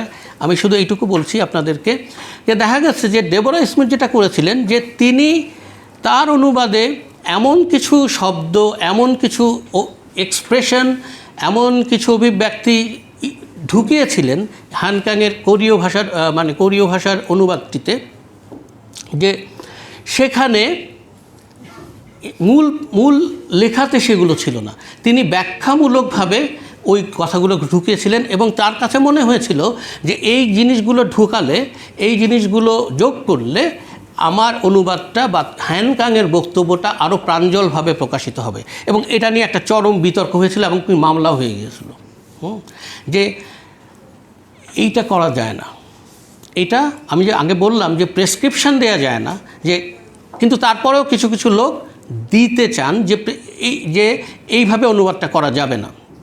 এখন এইটার জন্য কিন্তু কোনো আদালত নাই। তিনি হয়তো একটা কোনো আদালত নির্ধারণ করে দিতে পারে না যে আমি এই অনুবাদটা সহি কিনা বা সহি হবে কিনা। কিন্তু ডেবোরা স্মিথ বললেন যে না, আমি মনে করেছি যে এইভাবে করলে হ্যানকাংয়ের আমার যে টার্গেট রিডার তাদের কাছে এই অনুবাদটা যাবে, তাদের কাছে এই অনুবাদটা সহজবোধ্য হবে, সুতরাং আমি এটা করেছি। এবং মধ্যযুগেও দেখা যেত যে এই অনুবাদের যে প্র্যাকটিসটা, অনুবাদের যে চর্চাটা, সেখানে মৌলিক জিনিস বললে মধ্যযুগের লোকেরা ওই অর্থে কিন্তু আপনার অবাক হতো। আপনার যেহেতু বাংলা সাহিত্যের ছাত্র, আপনারা জানেন যে আলাওলকে আমরা একজন বড় সাহিত্যিক হিসেবে জানি। আলাওল আসলে কি? বড় সাহিত্যিক অবশ্যই, কিন্তু তিনি কিন্তু অনুবাদক মূলত। তবে সেই অনুবাদের মধ্যে তিনি প্রচুর স্বাধীনতা নিয়েছেন। একেবারেই যে তিনি ওই যেটা বললাম লিটারাল ট্রান্সলেশন, যে একেবারে আক্ষরিক সেটা কিন্তু না, কিন্তু সেখানে তিনি যথেষ্ট স্বাধীনতা নিয়েছেন। এবং তারপরে ধরুন আপনার ফিটজেরাল্ড ওমর খৈয়ামের অনুবাদ করেছেন, ওমর খৈয়ামের অনুবাদ করেছেন। তো তিনি আসলে সেই এখানে আচ্ছা এটা বলে নিই তারপর বলছি। তো এখন সেই অনুবাদটা, তিনি কিন্তু অনুবাদক একজন, কিন্তু ফিটজেরাল্ড বললে কিন্তু আমরা কিন্তু বিবেচনা করে প্রথমে মাথায় আসে না যে তিনি অনুবাদক, তিনি একজন সাহিত্যিক। আলাওলকে সাহিত্যিক অভিধা দিতে আমাদের কারো কোনো কার্পণ্য কিন্তু হয় না। এমনকি যদি আমি শেক্সপিয়ারকেও ধরি, শেক্সপিয়ারেরও বেশিরভাগ লেখাই তো আসলে নানান কাহিনী থেকে নেয় এবং সেখানে তার নানান ধরনের তিনি যোগ বিয়োজক সংযোগ ইত্যাদি ইত্যাদি করেছেন। শেক্সপিয়ারের কথাটা এখানে হয়তো অতটা প্রযোজ্য নয়, কিন্তু আমাদের আলাওলের কথাটা বা হয়তো আমাদের ফিটজেরাল্ডের কথাটা এখানে আসা খুবই যৌক্তিক, যে তারা কিন্তু মূলত অনুবাদক। এখন আলাওলকে আপনি ফেসবুক থাকলে আজকে হয়তো জিজ্ঞেস করতে পারতেন, ভাই আলাওল আপনি মৌলিক লেখাটা কবে লিখবেন বলেন না, আপনি তো খালি এরকম মানে হয় অনুবাদ না হলে অ্যাডাপ্টেশন করেই যাচ্ছেন এবং নানান খ্যাতি পেয়েছেন, হয়তো বাংলা একাডেমি থাকলে বাংলা একাডেমি পুরস্কারও পেতেন, কিন্তু আপনি মৌলিক লেখাটা ভাই তো এখনও লিখলেন না আপনার। তো সুতরাং এই মৌলিক লেখার একটা তাগাদায় যন্ত্রণায় আমাদের অনুবাদকদেরকে ভুগতে হয় যে কবে আমরা মৌলিক লিখব। এবং এই প্রসঙ্গে আপনাদের মনে করে দেই যে গ্রেগরি রাবার্সার একটা ইন্টারেস্টিং বই আছে, সেটার নাম হচ্ছে ইফ দিস বি ট্রিজন। এইটাই যদি মানে বেইমানি হয়, মানে উনি আসলে ওই বইতে বোঝাতে চাচ্ছেন যে আসলে অনুবাদটা কোনো ধরনের বেইমানি না, অনুবাদটা অনেকেই বলবেন অনুবাদ প্রসঙ্গ আসলেই সমস্ত নেগেটিভ মানে নেগেটিভিটির কথা আসবে। ওই যে বললাম ত্রাদিতরে, তারপরে যে এখনকার সময় খুবই মানে যে ধরনের কথা বলা হয় যেটা এখন নিন্দনীয়, একসময় হয়তো খুবই লোকজন অনায়াসে বলে যেত, সেটা আর আমি আপাতত বলতে চাই না। তো মানে এক নারীর সাথে তুলনা দিয়ে কথাটা বলতো। তো এখন এই যে বেইমানি, হ্যাঁ, এই বেইমানিটা অত্যন্ত প্রয়োজনীয় একটা বেইমানি, হ্যাঁ। তো ফলে এই বেইমানি আমাদের হায়াত মাহমুদের বই পড়লে আপনারা দেখবেন যে কীভাবে এইরকম অনুবাদকরা, একজন লেখক যখন একটা ছড়া একটা কবিতা সকালে লেখেন আর বিকালে লেখেন, একই অভিজ্ঞতা নিয়ে যখন একজন লেখক একটা লেখা লিখেন, আরেকজন লেখক আরেকটা লেখা লিখেন, আপনি দেখবেন যেটা খুবই উল্লেখযোগ্যভাবে আলাদা হয়ে যায়। তাহলে একজন অনুবাদকও যখন একটা অনুবাদ করেন, সকালে একটা অনুবাদ করলেন, বিকালে ওই একই জিনিস অনুবাদ করেন, দেখবেন যে কনসিডারেবলি সেখানে আলাদা হয়ে যাবে। এবং এই প্রসঙ্গে আমি আরেকটা উদ্ধৃতি পড়ব আপনাদেরকে, যে আমরা হয়তো অনুবাদের বিশেষ করে বাংলা অনুবাদ তো এখনও কোনো সম্মানের জায়গায় যায় নাই। কারণ হচ্ছে বাংলা অনুবাদটায় সেইভাবে আমরা অনেক অনুবাদ হয়েছে। বাংলা অনুবাদের যদি আপনি ইতিহাস দেখেন সেই মধ্যযুগ থেকে, হ্যাঁ, আপনারা যদি সেই দীনেশচন্দ্র সেনের সরল বাঙ্গালা সাহিত্যের ইতিহাস বইটা দেখেন, তখন দেখবেন 10ম চ্যাপ্টারটার নামই হচ্ছে যে অনুবাদের যুগ। আর আপনারা জানেন যে প্রমথ চৌধুরীর একটা প্রবন্ধই আছে, সেটার নাম হচ্ছে যে তর্জমার যুগ, হ্যাঁ। তো তখন থেকেই যে অনুবাদটা হয়ে আসছে, এবং এই অনুবাদটা তারপরেও এখনও কিন্তু একটা সম্মানজনক জায়গায় পৌঁছায় নাই, হ্যাঁ। সেইটা কেন পৌঁছায় নাই সেটার মানে সমাজ বাস্তবতা অন্য রকম। তবে এই প্রসঙ্গে আবার ওই যে অনুবাদকদের যে খুবই ছোট নজরে দেখা হয়, সেটার একটু উদাহরণ ওখানে পাবেন আপনারা ওই বইটার মধ্যে, যে দীনেশচন্দ্র সেনের বইটার মধ্যে, যে ওখানে বলছেন যে যারা অনুবাদ করে তারাই শুধু পাপী না, যারা অনুবাদ করে তারাই শুধু ঘৃণিত না, যারা অনুবাদ করে তারাই শুধু অপরাধী না, যারা এটা পড়ে তারাও রৌরব নামক বিশেষ করে রামায়ণ যদি ধর্মগ্রন্থের অনুবাদ হয় তাহলেও তারা দোষী, তারাও রৌরব নামক নরকে যাবেন, এবং তাদের সাথে যারা সংস্রব রাখবেন তারাও এরকম মানে ঘৃণিত হবেন, একঘরে করে দেওয়া হবে। তো এখন এরকম একটা কাজের মাথায় নিয়ে অনুবাদকদের কাজ করতে হয়। কিন্তু তারপরেও টমাস মান একটা কথা বলেছেন অনুবাদকদের পক্ষে এবং অনুবাদের পক্ষে এবং খারাপ অনুবাদেরও পক্ষে। আমি আপনাদেরকে একটু পড়ে শোনাই।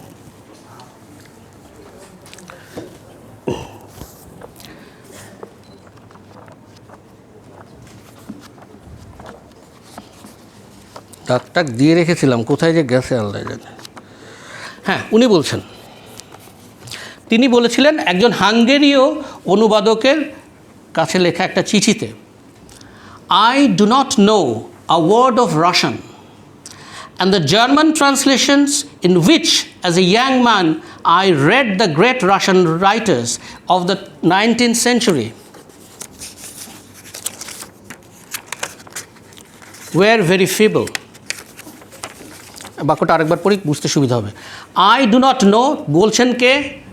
টমাস মান, জার্মান সাহিত্যের একজন খুবই বিখ্যাত লেখক, যার একটা বইয়ের নাম ডক্টর ফস্টাস। আমরা হয়তো জানি যে শুধু শেক্সপিয়ারই ফস্টাস লিখেছেন, কিন্তু আসলে টমাস মানেরও একটা বই আছে যেটার নাম হচ্ছে ডক্টর ফস্টাস। তো উনি বলছেন একজন হাঙ্গেরীয় অনুবাদককে যে I do not know a word of Russian, and the German translations in which, as a young man, I read the great Russian writers of the 19th century were very feeble, দুর্বল। Nevertheless, তারপরেও I consider this reading among my greatest cultural experiences.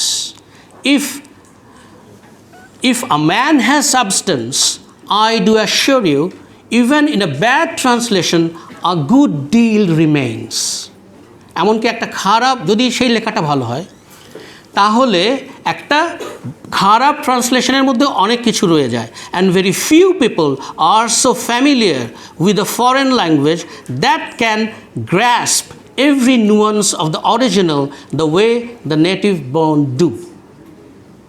একটা কথা আছে না, আপনারা জানেন যে খণ্ডহার বাতাতি হয় ইমারত বুলন্দ থা, মানে হচ্ছে যে যদি একটা খুব সুন্দর সৌধ হয়, ভবন হয়, তাহলে সেটা যখন ভেঙে পড়ে, তখন যেটা ধ্বংসাবশেষ, সেই ধ্বংসাবশেষ দেখেও বোঝা যায় যে এই ইমারতটা একসময় খুবই ভালো ছিল, খুবই সুন্দর ছিল, খুবই চমৎকার ছিল। হ্যাঁ, তো এই মানে টমাস মানের এই কথাটা পড়ে আমার এই কথাটা মনে পড়ে গেল, যে যখন তিনি বলেন যে if a man has substance, I do assure you, ম্যানের জায়গায় আপনার উমেনও পড়তে পারেন, কোনো সমস্যা নাই, মানে উনি ট্রান্সলেশন বা কাজটার কথা বলছেন। I do assure you, even in a bad translation, a good deal remains. আর আপনি ব্যাড ট্রান্সলেশন না পড়লে কীভাবে বুঝবেন যে কোনটা ভালো ট্রান্সলেশন? যখন আপনার ভালো ট্রান্সলেশন পড়বেন তখন আপনি তুলনা করতে পারবেন।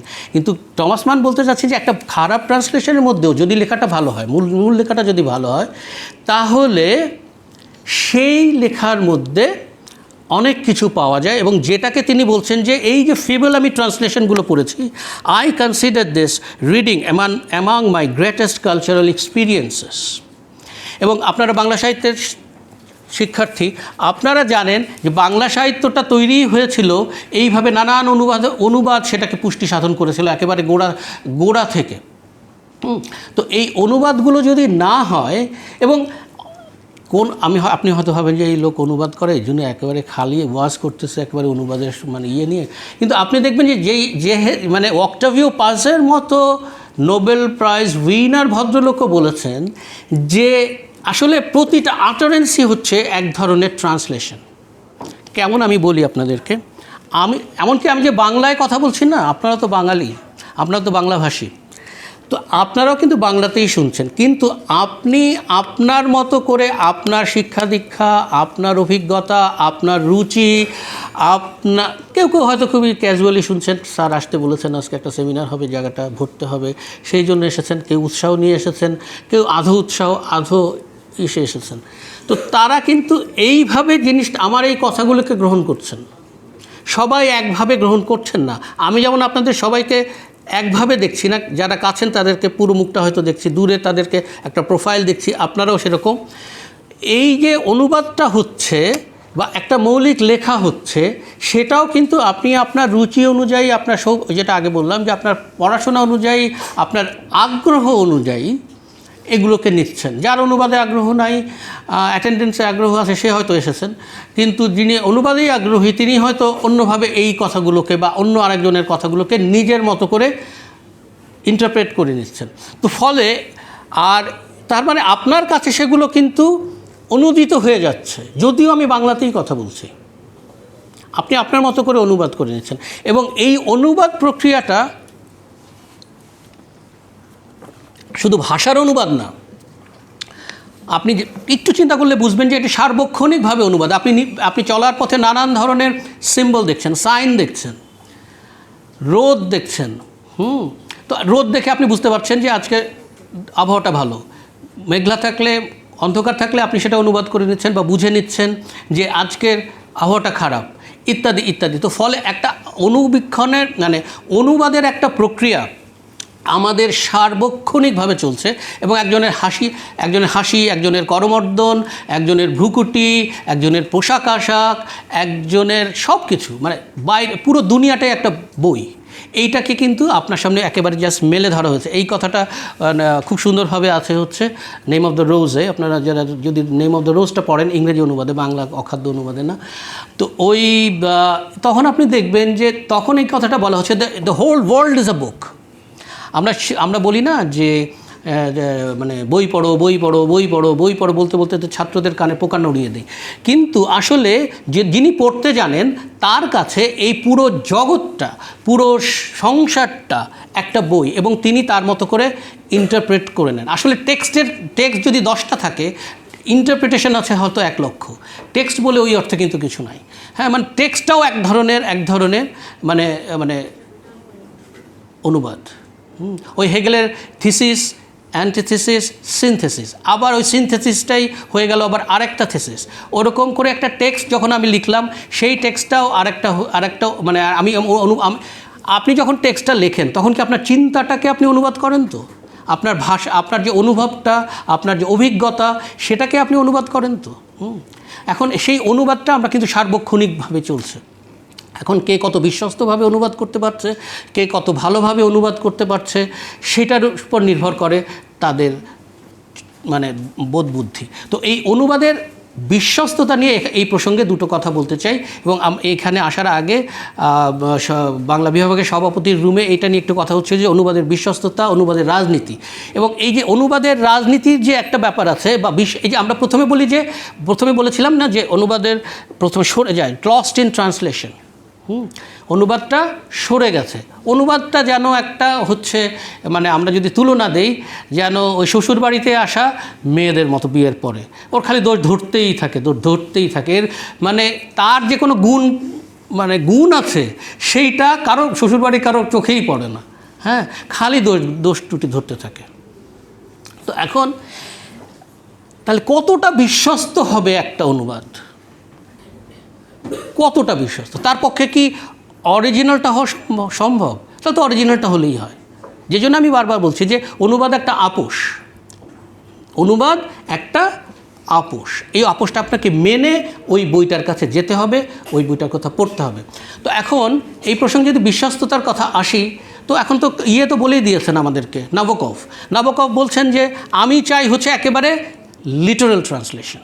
অ্যাজ ইফ লিটারাল ট্রান্সলেশন হলেই তিনি একেবারে একেবারে মূলটাই পেয়ে যাচ্ছেন। কিন্তু যাদের লিটারাল ট্রান্সলেশনটা পছন্দ না ওইভাবে, তারা খেয়াল করে দেখবেন। এবং এখানে আরেকটা কথা আসে, সেটা হচ্ছে যে অনুবাদের আরেকটা খুবই বেসিক কথা, সেটা হচ্ছে সবাই বলেন যে অনুবাদটা মূল ভাষা থেকে হতে হবে। যে ভাষায় সেটা রচিত হয়েছে সেই ভাষা থেকে হলে এটাই হচ্ছে আদর্শ।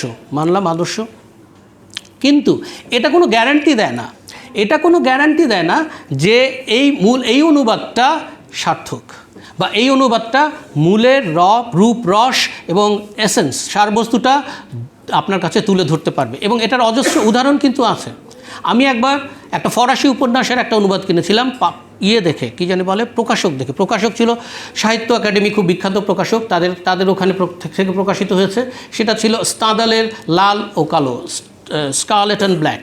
দেখলাম যে ফরাসি ভাষা থেকেই অনুবাদ হয়েছে বইটা, তাহলে মূল থেকেই হয়েছে। আমি খুশিতে বাগো হয়ে অনুবাদটা নিয়ে বাসায় গেলাম। গিয়ে দেখি যে বাংলা পড়তে পারছি না, মানে আমার বাংলা বুঝতে পারছি না। আমার বাংলা জ্ঞান নিয়ে নিজের সংশয় হলো। তারপরে ঘটনাক্রমে ওইটার একটা ইংরেজি অনুবাদ আমার কাছে ছিল, উপন্যাসটা। দেখি যে আমি ইংরেজিটা বুঝতে পারছি, ইংরেজির মাস্টার বলে বুঝতে পারছি না, মানে ধরেন ইংরেজিটা যা পড়েছি টুকটাক বোঝা যাচ্ছে, কিন্তু বাংলাটা, যে আমি যে বাঙালি তারপরেও আমি বাংলাটা বুঝতে পারছি না। কিন্তু ওটা কিন্তু মূল ভাষা থেকে অনুবাদটা করা হয়েছে।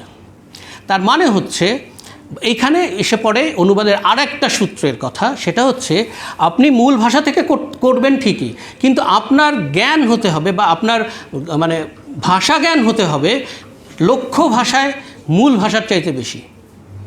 এটাও যে একেবারে সর্বমান্য একটা কোনো কথা, that is not the case. হ্যাঁ, এটা অনেকে উড়িয়ে দিতে পারেন এই কথাটা, কিন্তু সাধারণত সবাই এটা মানেন যে আপনি যে ভাষা থেকে অনুবাদ করছেন, ধরেন ইংরেজি থেকে, সেই ভাষায় আপনার যদি জ্ঞানগম্যি আপনার ধরুন 10-এর মধ্যে 5-6 হয়, বাংলাতে হতে হবে আপনার 8-9।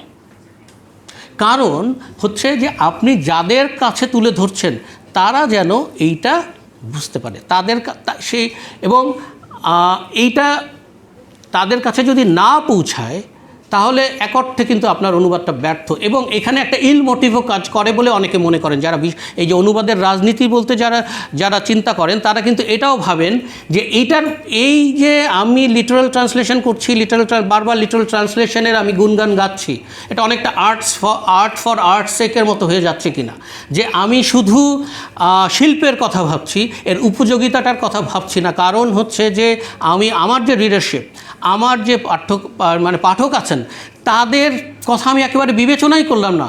তারা একটা টাকা দিয়ে 1000 টাকা দিয়ে 800 টাকা দিয়ে একটা বই কিনলেন, সেটা রয়্যালটি আমার পকেটে ঢুকলো, প্রকাশকের কাছে গেল, কিন্তু দেখা গেল তাদের বোধ বুদ্ধি জ্ঞানগম্যি বা আন্ডারস্ট্যান্ডিংয়ের বেলায় সেটা 0।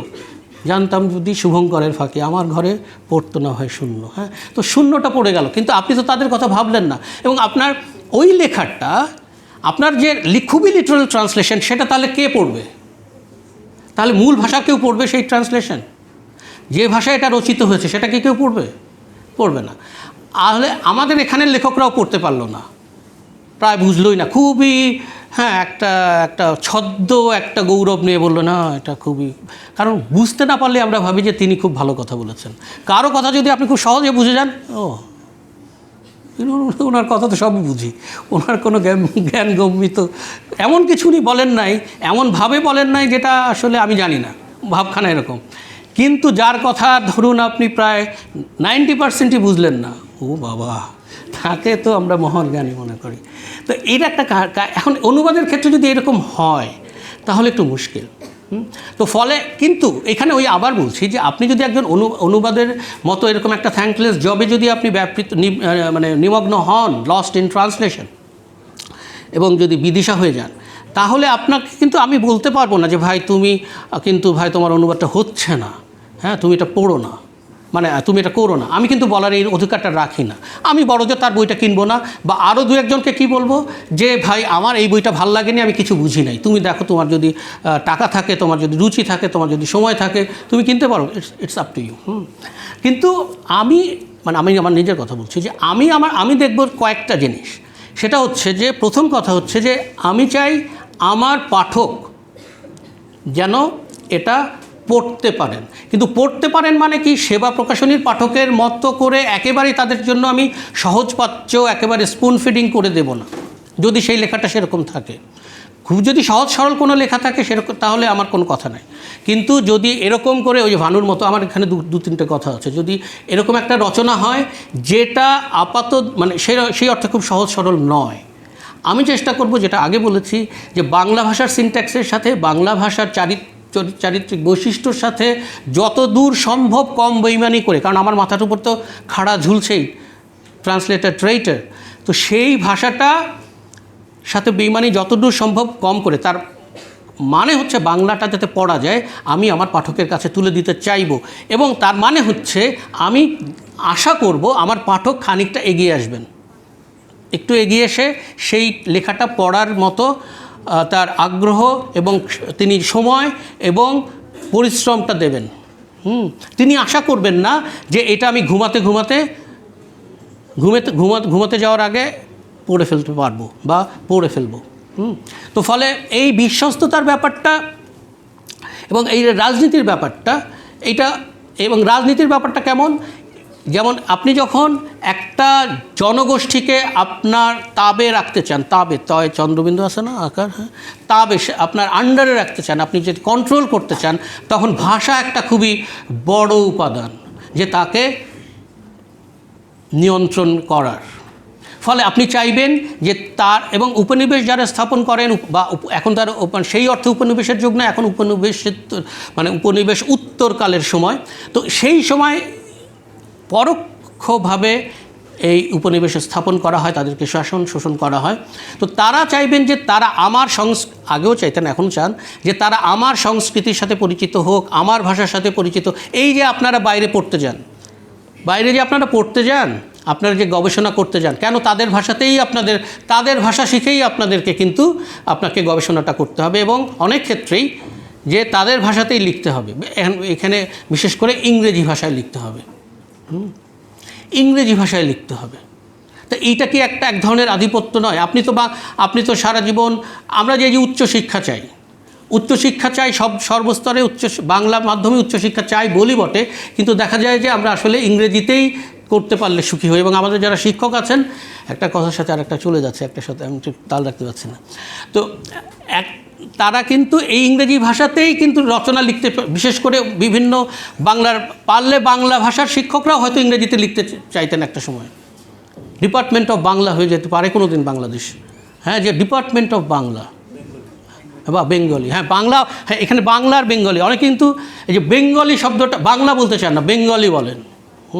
তো এখন এই department of Bengali, department of Bangla শিক্ষকরাও আমরা চাই এখন ইংরেজিতে ইয়ে করতে। তার মানে কি, এই যে আধিপত্যের যে ব্যাপারটা, এই আধিপত্যের ব্যাপারটা তারা তাদের ভাষার মাধ্যমে প্রথম করেন। এবং আপনারা যদি বাংলা এখানে উপনিবেশ স্থাপনের ইতিহাস দেখেন, তো সেখানেও আপনি দেখবেন যে কীভাবে যখন তারা এখানে নানান বইপত্র লিখে তাদের জিনিসপত্র অনুবাদ করে কীভাবে ফোর্ট উইলিয়াম কলেজ ইত্যাদির মাধ্যমে এগুলো করেছেন। তো এখন এই যে ইয়ের ব্যাপারটা, যে এই যে আপনার আধিপত্যের ব্যাপারটা, এই আধিপত্যের ব্যাপারটা ভাষার মাধ্যমে খুব সূক্ষ্ম, অনেক সময় খুব ভাষার মাধ্যমে, সংস্কৃতির মাধ্যমে এই জিনিসগুলো চারিয়ে দেওয়া হয়। এবং আপনি আরেকটা জিনিস খেয়াল করুন, যে যখন আপনি বিখ্যাত কোনো লেখকের বই অনুবাদ করেন, আপনি যখন কোনো ইংরেজি ভাষার কোনো কিছু অনুবাদ করেন, তখন আমি জানি না আপনাদের এখানে কেউ অনুবাদ করেন কি না আদৌ, আমি তাহলে নিজের কথা বলি, যে আমরা খুব তটস্থ থাকি যে আসলে যে সরে গেল কিনা, আমি বেইমান হয়ে গেলাম কিনা, জাতি বেইমান বলবে কিনা, ওদিকে মানে আমাদের সমালোচক বৃন্দ যারা আছেন, যারা স্প্যানিশ ভাষা জানেন, রুশ ভাষা জানেন বা অন্য ভাষা জানেন, অনুবাদক বিশেষজ্ঞ, তারা বলবে কিনা এটা কিছুই হয়নি, কারণ এটা কিচ্ছু হয়নি, হ্যাঁ এটা অনুবাদই হয়নি, ইত্যাদি ইত্যাদি। কিন্তু এই যে ইংরেজরা বা যাদের যে ভাষার শক্তি বেশি, সে যখন রাজনৈতিক, সামাজিক, অর্থনৈতিক শক্তি কম এরকম কোনো ভাষার টেক্সট অনুবাদ করেন, তিনি কিন্তু তখন আর আমাদের এই বিশ্বস্ততা নিয়ে এতটা ভাবেন না। খুব স্বাভাবিক, খুবই স্বাভাবিক। আপনি খেয়াল করে দেখেন, আমাদের সমাজে এই ধরনের ঘটনাগুলো অহরহ ঘটে। আপনার শ্রেণীর একজনের সাথে আপনি যতটা তমিজের সাথে কথা বলেন, সামাজিকভাবে নিচু অবস্থানের একজনের সাথে আপনি অতটা তমিজের সাথে কথা বলেন না। তার হাতে টাকাটা দিয়ে আপনি চলে যান, রিক্সা ভাড়াটা, আপনার রিক্সা ভাড়ার দিকে তাকানো না আপনি আর কি। একজন ওয়েটারকে, তাকে আমরা তুই তোকারি করি, এই দিয়ে যা, এই আয়, এই বস, এই মাপ, এই ওঠ, এই দে, ইত্যাদি ইত্যাদি বলি। কিন্তু একজন সাদা চামড়া হলে, একজন সেই সাদা চামড়া শ্রমিক শ্রেণীর হোক আর মানে প্রফেসর হোক, তার সাথে এই কাজটা আমরা করতে চাই না। এই প্রসঙ্গে অনুবাদের প্রসঙ্গে ফিরি, যে যখন ফিটজেরাল্ড অনুবাদ করেন ওমর খৈয়ামের লেখা, তখন তিনি বদার করেন না, তিনি তখন গ্রাহ্যই করেন না যে এইখানে বিশ্বস্ততা কতটা আমাকে দিতে হবে। তিনি যে অনুবাদ করছেন, তিনি যে মানে ওই যে বাঘের গলায় ঠোঁট ঢুকাইয়া তুমি যে হাড়টা বের করে এনেছো, ওটাতে তোমার প্রাপ্য, তোমাকে আর পুরস্কার, এনাম এগুলো কিন্তু, তোমার বইটা যে আমি অনুবাদ করেছি, তোমার বইটা, তোমার নামটা আমি যে ছড়িয়ে দিয়েছি পুরো জগতে, এইটাই তোমার প্রাপ্য। কিন্তু আমি যে বিশ্বস্ত থাকলাম কি থাকলাম না, ওটার ওমর খৈয়ামের ফিটজেরাল্ড মানে রুবাইয়াত না হয়ে যে ফিটজেরাল্ডের রুবাইয়াত হয়ে গেল, এইটার দিকে আর তাদের তখন কোনো কিন্তু খেয়াল থাকে না। তো ফলে যেটা হয় যে এইখানে ওই দাপট, এখানে ওই রাজনীতি, এখানে ওই সমাজনীতির ব্যাপারগুলো থাকে। তবে এইটা ধরেন এখন একটু কমে এসেছে, এখন একটু, তারপরেও আমরা এখন মানে অনুবাদকরা চেষ্টা করেন যে ইয়ে হতে, মানে সমান ব্যবহারে করতে, সেটা আধুনিক যুগে হয়তো, কিন্তু একসময় সেটা ছিল না আর কি। আর এই না থাকার কারণে কখনো কখনো অনুবাদকদেরকে মানে চরম মূল্য দিতে হয়েছে। এবং আপনারা মনে করবেন না যে শিল্প সাধনা একটা প্লেজার ট্রিপ। এটা আপনার ইউজিন দেলাক্রোয়া বলেছিলেন যে it's not a pleasure trip. এই যে শিল্প আর্ট, আর্টের সাধনা, ইটস আ ব্যাটলফিল্ড। আপনি যে লেখেন, আপনি আসলে আগে তো কলম দিয়ে লিখতো, এখন তো কিবোর্ডে লেখে, তারপরেও কিন্তু কালি দিয়েই ছাপা হয়। তো এই যে কলমের কালি আসলে কিন্তু একজনের এই যে তুলির যে রং, এইগুলো কিন্তু আসলে রঙও না, এটা কালিও না, এটা হচ্ছে শিল্পীর রক্ত দিয়ে তিনি লেখেন, শিল্পী ঘাম দিয়ে লেখেন, যদি তিনি একজন মানে সেই অর্থে মানে প্রকৃত শিল্পী হন। তার কারণ হচ্ছে একজন শিল্পীর কাজ, একজন কবির কাজ, একজন লেখকের কাজ হচ্ছে অনবরত শুধু তোষণ করা নয়, মানে তার কাজ হচ্ছে মানে মন জোগানো নয়, মনটা জাগানো। যে কারণে তাদেরকে অত্যন্ত মানে কি বলবো যে ঝুঁকির মধ্যেও কাজ করতে হয়। এবং এর যারা অনুবাদ করেছেন তাদের কেউ বিশেষ করে বাইবেল অনুবাদ করতে গিয়ে তাদেরকে প্রাণও দিতে হয়েছিল। আপনারা হয়তো উইলিয়াম টিন্ডেলের কথা জানেন, যে যিনি বাইবেল অনুবাদ করার কারণে, অবশ্য শুধু বাইবেল অনুবাদ করার কারণে নয় যদিও, তারপরেও দেখা গেছে যে এইটার কারণে তাকে প্রাণদণ্ডে দণ্ডিত করা হয় এবং তাকে তার প্রাণ নেওয়া হয়। এবং এটার একটা বড় কারণ হচ্ছে যে আপনার বিশেষ করে যদি আপনি ধর্মগ্রন্থ অনুবাদ করতে চান, এমনিতেই লোকজন চায় না যে অনুবাদ হোক, বিশেষ করে দোজ ইন দ্য অথরিটি।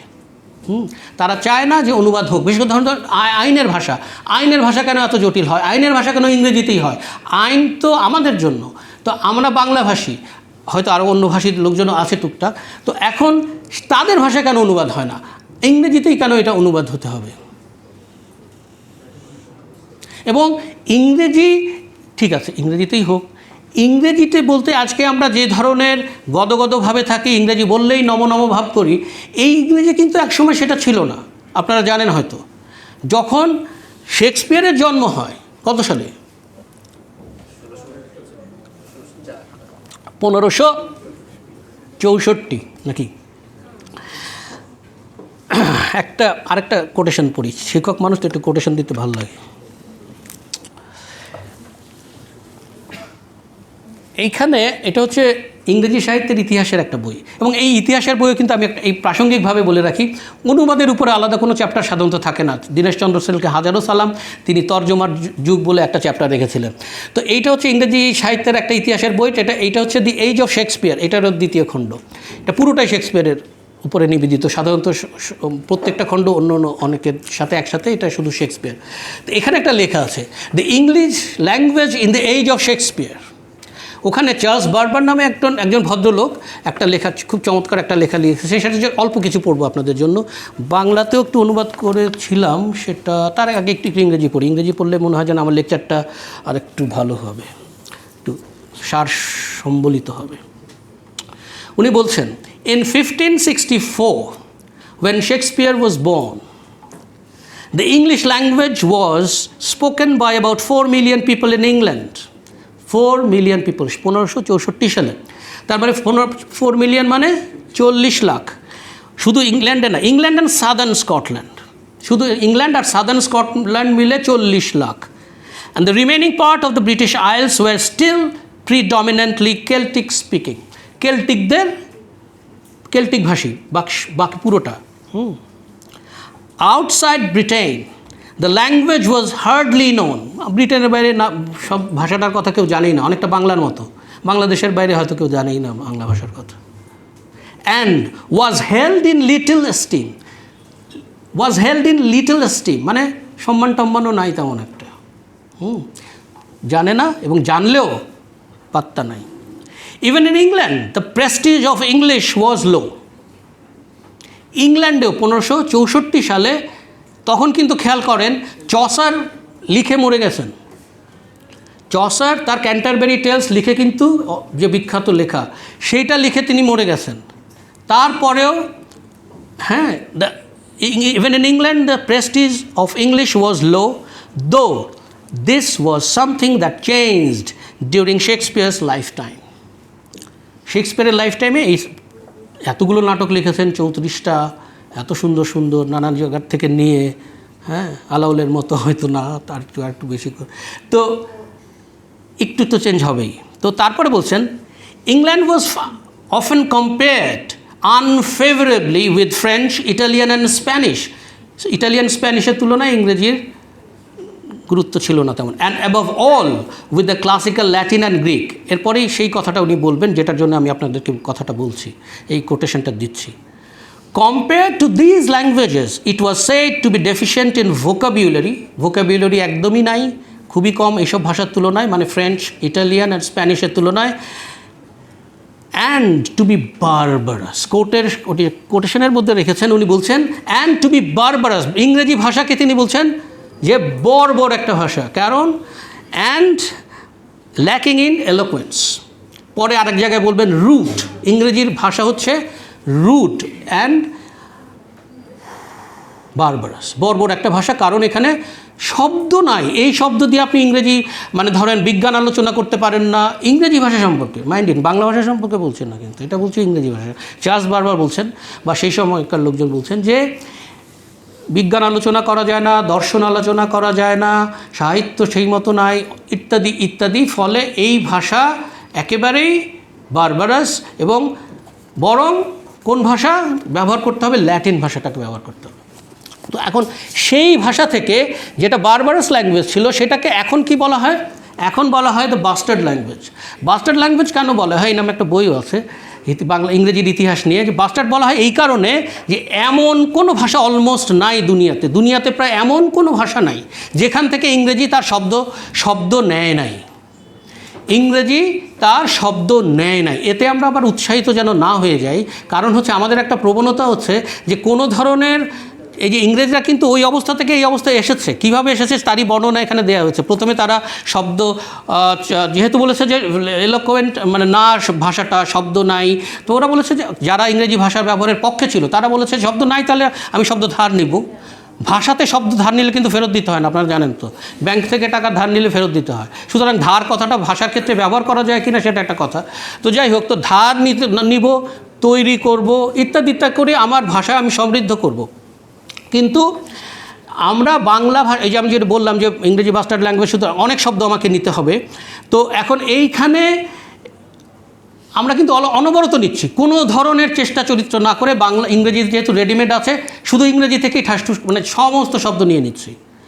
কিন্তু মুস্তফা আলী, সৈয়দ মুস্তফা আলী নামের একজন প্রণম্য লেখক আছেন, তিনি তার একটা ছোট্ট লেখা আছে, এটা বলছে আমার ভাণ্ডার আছে ভরে, আমার ভাণ্ডার আছে ভরে নামে একটা লেখা লিখেছেন। সেখানে তিনি এই প্রবণতাটার বিরুদ্ধে কথা বলেছেন যে আমরা চেষ্টা চরিত্র না করেই আমাদের যত সমস্ত শব্দের দরকার সব আমরা ইংরেজি থেকে রেডিমেড নিয়ে নিচ্ছি। এই যে আমি রেডিমেড কথাটা বললাম, এই রেডিমেডটাও আমি ইংরেজি থেকে নিয়ে নিচ্ছি। নিতে হবে শব্দ, অবশ্যই নিতে হবে, আমাদের শব্দ ভাণ্ডার বাড়াতে হবে, কিন্তু আমি আমার শব্দ ভাণ্ডারে যা আছে সেগুলোকে অবহেলা করে নয়। আমি ভাষা, একজন জ্ঞানীর, এটা উম্বের্তো একো সহ অনেকেই বলেছেন যে একজন জ্ঞানীর কাজ, একজন স্কলারের কাজ, পণ্ডিতের কাজ হচ্ছে ভাষা শেখা, but not at the cost of his or her or there mother tongue. এখানে বিজ্ঞানের প্রসঙ্গ আসবে। আমার এক বন্ধু ছিল, আমার এই বক্তব্যের তোড় এসে পালিয়ে গেছে মনে হচ্ছে, সে বিজ্ঞানের শিক্ষক। এইখানে বিজ্ঞানের প্রসঙ্গটা আনবো, বিজ্ঞানের সাথে আবার পরিভাষা শব্দ আসবে। তো লিখিত প্রবন্ধ হলে হয় কি যে আচ্ছা একটা ক্রোনোলজি থাকে, কিন্তু আমি লেখার সময় পাইনি। তো হ্যাঁ, তো এখন কী যেন বলতে চাচ্ছে, এই যে ইংরেজি ভাষায় যে এই যে এখন এই বাস্টার্ড ল্যাঙ্গুয়েজটার মতো করে এই যে আমার ভাণ্ডার আছে ভরে, তো এই আমার ভাণ্ডার আছে ভরেতে উনি বলতে চাচ্ছেন মুস্তফা আলী যে দেখো জার্মান শব্দ, উনি জার্মান ভাষায় খুব অনেক ভাষা জানতেন, জার্মান ভাষাটা খুব ভালো জানতেন। তো এই জার্মান ভাষাতে যেটা করা হয়, সমাজবদ্ধ পদ তৈরি করা হয়, নানান ধরনের সমাজবদ্ধ পদ। আপনি দেখলেন যে খুব বড় একটা জার্মান শব্দ, কিন্তু দেখা যাচ্ছে যে আপনি যদি সমাজবদ্ধ করে এবং সমাজগুলো ভেঙে ভেঙে ওই অর্থগুলো দেখেন তাহলে খুব সহজবোধ্য শব্দ হয়। তাহলে জার্মানরা এই ধরনের সমাজবদ্ধ শব্দ তৈরি করেছে, একেবারে রেডিমেড কিন্তু নেয়নি। অনেক ভাষার এরকম নানান ধরনের যাত্রাভিমান আছে। ফরাসিদের আছে, একজন শেক্সপিয়ার অনুবাদ করেন কিন্তু দেখা যায় তিনি ইংরেজিতে ওইভাবে কথা বলেন না। আমরা তো ইংরেজি কথা বলার কোনো সুযোগ ছাড়তেই চাই না। তো এখন আপনার শেক্সপিয়ার অনুবাদ করছেন কিন্তু তিনি ইংরেজিতে কথা বলছেন না। তো যাই হোক, আমার ভাণ্ডার আছে বলে তিনি যেটা বলতে চেয়েছেন সেটা হচ্ছে যে আমাদেরকে তাহলে চেষ্টা করতে হবে যে এরকম শব্দ আমরা অবশ্যই নেব, কিন্তু অ্যাট দ্য সেম টাইম একই সঙ্গে আমাকে আমার যা আছে সেগুলো ব্যবহারের পাশাপাশি নতুন নতুন শব্দ তৈরি করব। খালি একটা বাইরে থেকে আসলো মোবাইল ফোন আর সাথে সাথে মোবাইল ফোন নিয়ে নিলাম, আমরা ওই যে মুঠোফোন করেছি যদিও অতটা ভালো লাগে না, এনিওয়ে। কিন্তু পরিভাষার এখানে আবার পরিভাষার একটা ব্যাপার আছে। পরিভাষা প্রথম ভালো লাগে না, পরে ধীরে ধীরে ভাল লাগে। তো যেটা বলতে চাচ্ছি যে তাহলে এই যে ইংরেজি ভাষার যে আমরা এখন এত রমরমে অবস্থা, এটা কিন্তু একদিনে হয় না এবং তাদের সম্মিলিত প্রচেষ্টার কারণে হয়েছে। কোনো জার্মান এসে করে দিয়ে যায়নি এই ভাষার। অবশ্য ভাষা শুধু উন্নত করতে চাইলেই হয় না, সেই দেশের, সেই রাষ্ট্রের, সেই ভাষার একটা সামাজিক অর্থনৈতিক ভূরাজনৈতিক প্রতিপত্তিরও ব্যাপার থাকে। সেইটার ব্যাপারটাও এটার সাথে কিন্তু জড়িত একটা ব্যাপার আছে। কিন্তু আপনার তো প্রথমে চাইতে হবে, চেষ্টাটা করতে হবে। আপনি তো আগেই হাল ছেড়ে দিয়ে বসে আছেন যে আমার বাংলা ভাষায় কিছু নাই। ওরা যদি তখন বলতো, এই যে চার্লস বারবারের এই প্রবন্ধটা যদি তখন কেউ পড়তো, তখন বলতো যে আরে তাই তো ইংরেজিতে তো কিছু নেই, আমরা হাল ছেড়ে দিই, আমরা তাহলে ল্যাটিন থেকে সমস্ত কিছু নেই, বাংলা থেকে নেই, সমস্ত কিছু নেই, কোনো কিছু করার দরকার নাই। এই আমার বন্ধুর প্রসঙ্গে যে বিজ্ঞান কথাটা আসলো, যে আমাদের আসলে এই যে পরিভাষার কথা আসলো, তো সেইখানে আমি একটা কথা বলি যে আমরা তো বিজ্ঞানে পিছিয়ে আছি না, আমরা শুধু সাহিত্যেই এগিয়ে আছি মনে হয়। আমাদের দেশে দেখবেন যে সারা ভার্সিটি জুড়ে সারা বছর ধরে এত অনুষ্ঠান সাহিত্য বিষয়ক। আমি সাহিত্যের শিক্ষক, তারপরেও বলতে বাধ্য হচ্ছি যে, এবং এর বিরুদ্ধে রবীন্দ্রনাথও একটু কথা বলেছিলেন যে আমাদের যে বইপত্র, আমাদের যে অনুবাদ, তাতে করে শুধু সাহিত্যের হলে হবে না, আমাদেরকে অন্য যে জ্ঞানকাণ্ডের যে বইপত্র আছে, বিজ্ঞান আছে, দর্শন আছে, ইতিহাস আছে, এইগুলোর দিকে আমাদেরকে নজর দিতে হবে, মৌলিক এবং কোট আনকোট মৌলিক এবং অমৌলিক লেখার ক্ষেত্রেও। তো এখন আমাদের আপনারা জানেন যে বিজ্ঞান গবেষণা এখন কিন্তু একজন ঘরের মধ্যে বসে বসে, ওই যে নিউটন উপর থেকে কি পড়লো যেন, আপেল পড়লো এবং তিনি ঘরে ঘরে বসে একটা সূত্র বের করে ফেললেন। এবং ওই যখন নিউটনের জীবদ্দশায় কিন্তু একটা এপিডেমিক হয়েছিল এবং সেই এপিডেমিকের সময় তিনি ঘরে বসে বসে ক্যালকুলাস আবিষ্কার করেছিলেন বলে শুনিয়েছি। তো এখন কিন্তু আর সেই যুগ নাই। এখন করা হয় কি, এবং বিজ্ঞান গবেষণা হয়ে গেছে প্রচণ্ড রকমের ব্যয়বহুল, এবং একজনের পক্ষে শুধু না, একটা রাষ্ট্রের পক্ষেও, একার পক্ষে দেখা যাচ্ছে অনেক ক্ষেত্রেই বিজ্ঞান গবেষণা করে করা যায় না। তাহলে আমাদের দেশের যে ফিজিক্স, কেমিস্ট্রি, বায়োলজি ইত্যাদি ইত্যাদি যেসব বিভাগ আছে সেগুলোর কথা বাদই দিলাম, পুরো বাংলাদেশের পক্ষেও এখন এককভাবে কোনো গবেষণা করা সম্ভব না অন্য কারোর সাথে একত্রে না বসে। এর সাথে অনুবাদের কী সম্পর্ক? অনুবাদের সাথে সম্পর্ক এইখানে যে আমরা বিজ্ঞান গবেষণা করতে পারবো না তার মানে কি আমি বসে থাকবো? ঠিক যেমন আমার বাংলাদেশে কিন্তু মূল ভাষা থেকে, এটা আরেকটা প্রসঙ্গ ছিল, এটার সাথে আমি অ্যাড করে দিচ্ছি যে অনুবাদের আরেকটাও যে বলেছিলাম যে মূল ভাষায় থেকে অনুবাদ করতে হবে। তো মূল ভাষা জানা কিন্তু লোক কিন্তু বাংলাদেশে খুব কম। আপনারা মনে করিয়ে দিন, আমাকে বিজ্ঞানে ফিরতে হবে যে মূল ভাষা থেকে কিন্তু কলকাতার লোকজন খুব আমাদেরকে একটু এই জায়গা থেকে দেখে যে হ্যাঁ তোমাদের ওখানে সমস্ত অনুবাদ হয় ইংরেজি থেকে। অনেক কিছু হারিয়ে যায়, কারণ আমি একটা মূল স্প্যানিশে লেখা হয়েছে, তারপরে ইংরেজিতে অনুবাদ হয়েছে, ওই হজ্জার গল্পের মতো সুপ যদি কাউকে খাওয়াই তাহলে তো মুশকিল, খুব পাতলা হয়ে যায়। কিন্তু আপনার এখন আমি কি করব? আমার রাষ্ট্র এমন ব্যবস্থা রাখে নাই যাতে করে আমাকে জীবিকার বাইরে যেতে হয়, কিন্তু তার মধ্যেও কারো মনের মধ্যে এই যে একটা বাই উঠেছে যে আমি একটু অনুবাদ করব। এখন আপনি ম্যাক্স মুলার ভবন এখানে নাই, আপনি গেটো ইনস্টিটিউটে জাহাঙ্গীরনগর থেকে গিয়ে ওখানে ভাষা শিখে, ফরাসি ভাষা শিখে, মডার্ন ল্যাঙ্গুয়েজ ইনস্টিটিউট আছে এখানে না, তো সেখানে করতে পারেন হয়তো। কিন্তু দেখা যাচ্ছে যে তাতে করে আপনার বিসিএসের প্রিপারেশনে সমস্যা হয়ে যাচ্ছে। আপনি যদি চাকরি না পান আপনি খাবেন কি? তো ফলে আপনি ইংরেজিটা মোটামুটি জানেন, আমাদেরকেও ইংরেজিতেই করতে হবে। তার সাথে রাষ্ট্রকে হয়তো আমরা চাপ দেব, আমরা প্রশাসন, আমরা বলবো ভার্সিটি থেকে যে তোমরা এগুলো আমাদেরকে বিভিন্ন ভাষা শেখাও, বা বাংলা একাডেমিকে বলবো, মাতৃভাষা ইনস্টিটিউটকে বলবো যে তোমরা আমাদেরকে এই অনুবাদের জন্য একটা দীর্ঘমেয়াদী পরিকল্পনা করো, যাতে করে আমরা পৃথিবীর বিভিন্ন ভাষায় অনুবাদ করতে পারি। শুধু এআই এর উপর ভরসা করলেই যে হয়ে যাবে তা না। তো বিজ্ঞানের প্রসঙ্গে ফিরি, যে তাহলে আমরা এখন কি করব? আমি তো গবেষণা করতে পারছি না, কিন্তু তাই বলে কি আমি শুধু সাহিত্য চর্চা করে যাব সারাদিন, বসন্ত উৎসব, বর্ষাবরণ, তারপরে ইত্যাদি ইত্যাদি করেই যাব, তাতে কি আমার কি হবে? হ্যাঁ, আমার মনের খোরাকটা জমবে আমার, কিন্তু আমি তো জ্ঞান বিজ্ঞানে উন্নত না হলে তো আমার মুশকিল। সেক্ষেত্রে আমি যেটা করব, এই যে সারা দুনিয়াতে যত বিজ্ঞানের আবিষ্কার হচ্ছে, যত গবেষণা হচ্ছে, যত পিএইচডি থিসিস আছে, বা ভালো ভালো যেগুলো আছে, বা মানে মানে কালাতিক্রমী, সেগুলোকে যদি আমি অনুবাদ করার চেষ্টা করতে পারি তাহলে কিন্তু, এবং বাংলা ভাষায়, তাহলে কিন্তু আমরা আমাদের ওই গবেষণার ঘাটতি অনেকটাই কিন্তু পূরণ হয়ে যাচ্ছে। আপনি কিন্তু খেয়াল করে দেখেন, এবং এইখানেই চলে আসে বাংলা ভাষার প্রসারে বিশ্ববিদ্যালয়ের এবং উচ্চ শিক্ষায় বাংলা ভাষা ব্যবহারের ক্ষেত্রে এই বিশ্ববিদ্যালয়ের একটা ভূমিকার কথা। সেই ভূমিকাটা হচ্ছে যে এই কথাটা বলতে বলতে বলতে বলতে মানে লোকজনের কী বলবো, একেবারে হয়ে গেছি, যে মানে কি বলে এটাকে আপনারা ভালো বলেন, যে মানে বলতে বলতে হন্যে হয়ে গেছে আমি, এবং অন্যদের বিরাগ ভাজন হয়ে গেছি, বীতশ্রদ্ধ হয়ে গেছে তারা আমাকে দেখতে দেখতে, যে এই কথাটা এক লোক। আপনি বলছেন যে উচ্চ শিক্ষায় বাংলা ভাষা দরকার, তারপরেই বলবে আমাদের তো টেক্সট নাই, আমাদের তো টেক্সট নাই। তো দুনিয়াতে তো তোমার তো বেতনও তো আগে এত কম ছিল, মানে বেশি ছিল না, আগে তো কম ছিল, তো সেটা তো বেড়েছে। তো তোমার তো আগে তো তোমার এসি বাস ছিল না, তোমার তো এখন এসি বাস হয়েছে, ইত্যাদি ইত্যাদি। তো এখন তাহলে আমার যদি টেক্সট না থাকে কী করতে হবে? ইংরেজরা কী করেছিল? টেক্সট তৈরি করেছিল। তো সেই টেক্সট তৈরি করতে গেলে তুমি তো আসলে একজন শিক্ষকের, আপনারা যদি খেয়াল করে দেখেন, আপনাদের হয়তো মনে হতে পারে যে বিশ্ববিদ্যালয়ের শিক্ষকদের তেমন কোনো কাজকর্ম নাই, দু একটা ক্লাস নেয়, তারপরেই তারা সারাদিন ফ্রি, তারা মানে ইচ্ছা করলে অনুবাদ নানান কিছু করতে পারে।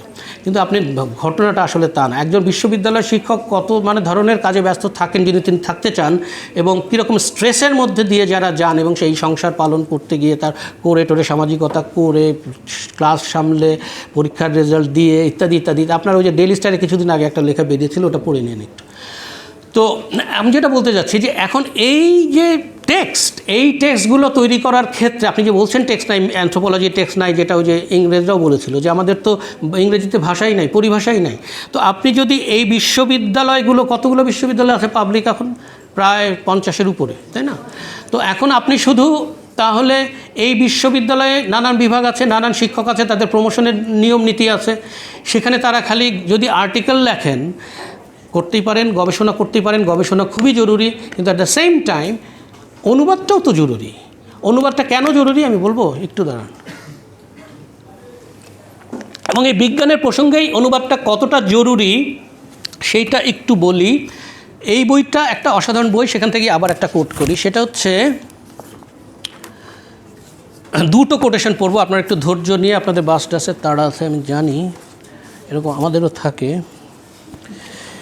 তো একটু 1 মিনিট। হ্যাঁ, জিওর্দানো ব্রুনোর কথা তো আপনারা জানেন না, এই যে বিজ্ঞান সাধনা করতে গিয়ে তাকে যে প্রাণ দিতে হলো, একেবারে মানে মানে আগুনে পুড়ে প্রাণ দিতে হলো, সে তার একটা কথা আছে। তিনি একটা কথা বলেছিলেন, জিওর্দানো ব্রুনো বিজ্ঞানী, তিনি খেয়াল করেন, তিনি বলছেন, জিওর্দানো Bruno 1548 to 1600 said, from translation all science has its offspring, সন্তান সন্ততি। ফ্রম ট্রান্সলেশন মানে বিজ্ঞানের যত সন্তান সন্ততি জগতে জন্মেছে, সিজার করে হোক আর নর্মাল হোক, সেইটা আপনার এই ট্রান্সলেশনের কারণেই জন্মেছে।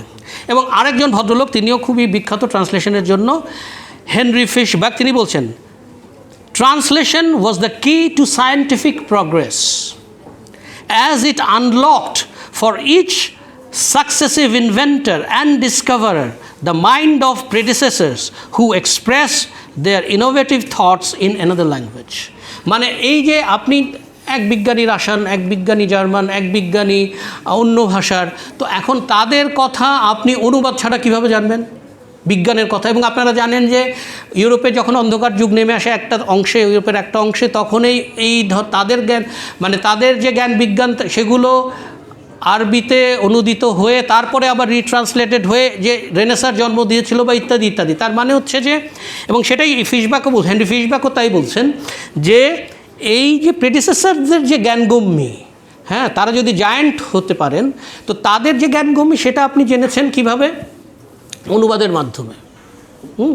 অনুবাদের মাধ্যমেই আপনি সেই জ্ঞানটা জেনেছেন। এবং শেষ একটা কোটেশন দেবো এই অনুবাদ সম্পর্কেই, অসাধারণ একটা কথা সেখানে, কোটেশন না দিয়েও বলি সাধারণ।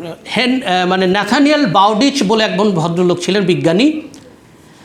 তিনি অসাধারণ একজন স্কলার ছিলেন। সেই ভদ্রলোক জ্যোতির্বিজ্ঞানের একটা বই অনুবাদ করেছিলেন। কোটেশনটা দিলাম না, আপনাদের ধৈর্যচ্যুতি ঘটবে, আমিও খুঁজে পাচ্ছি না কোথায় যেন রেখেছি। তো এখন সেই ভদ্রলোক জ্যোতির্বিজ্ঞানের একটা বই অনুবাদ করেছেন বিখ্যাত। সেই জ্যোতির্বিজ্ঞানের অনুদিত বই থেকেই আমেরিকায় জ্যোতির্বিজ্ঞানের যাত্রা শুরু হয়েছিল। হ্যাঁ,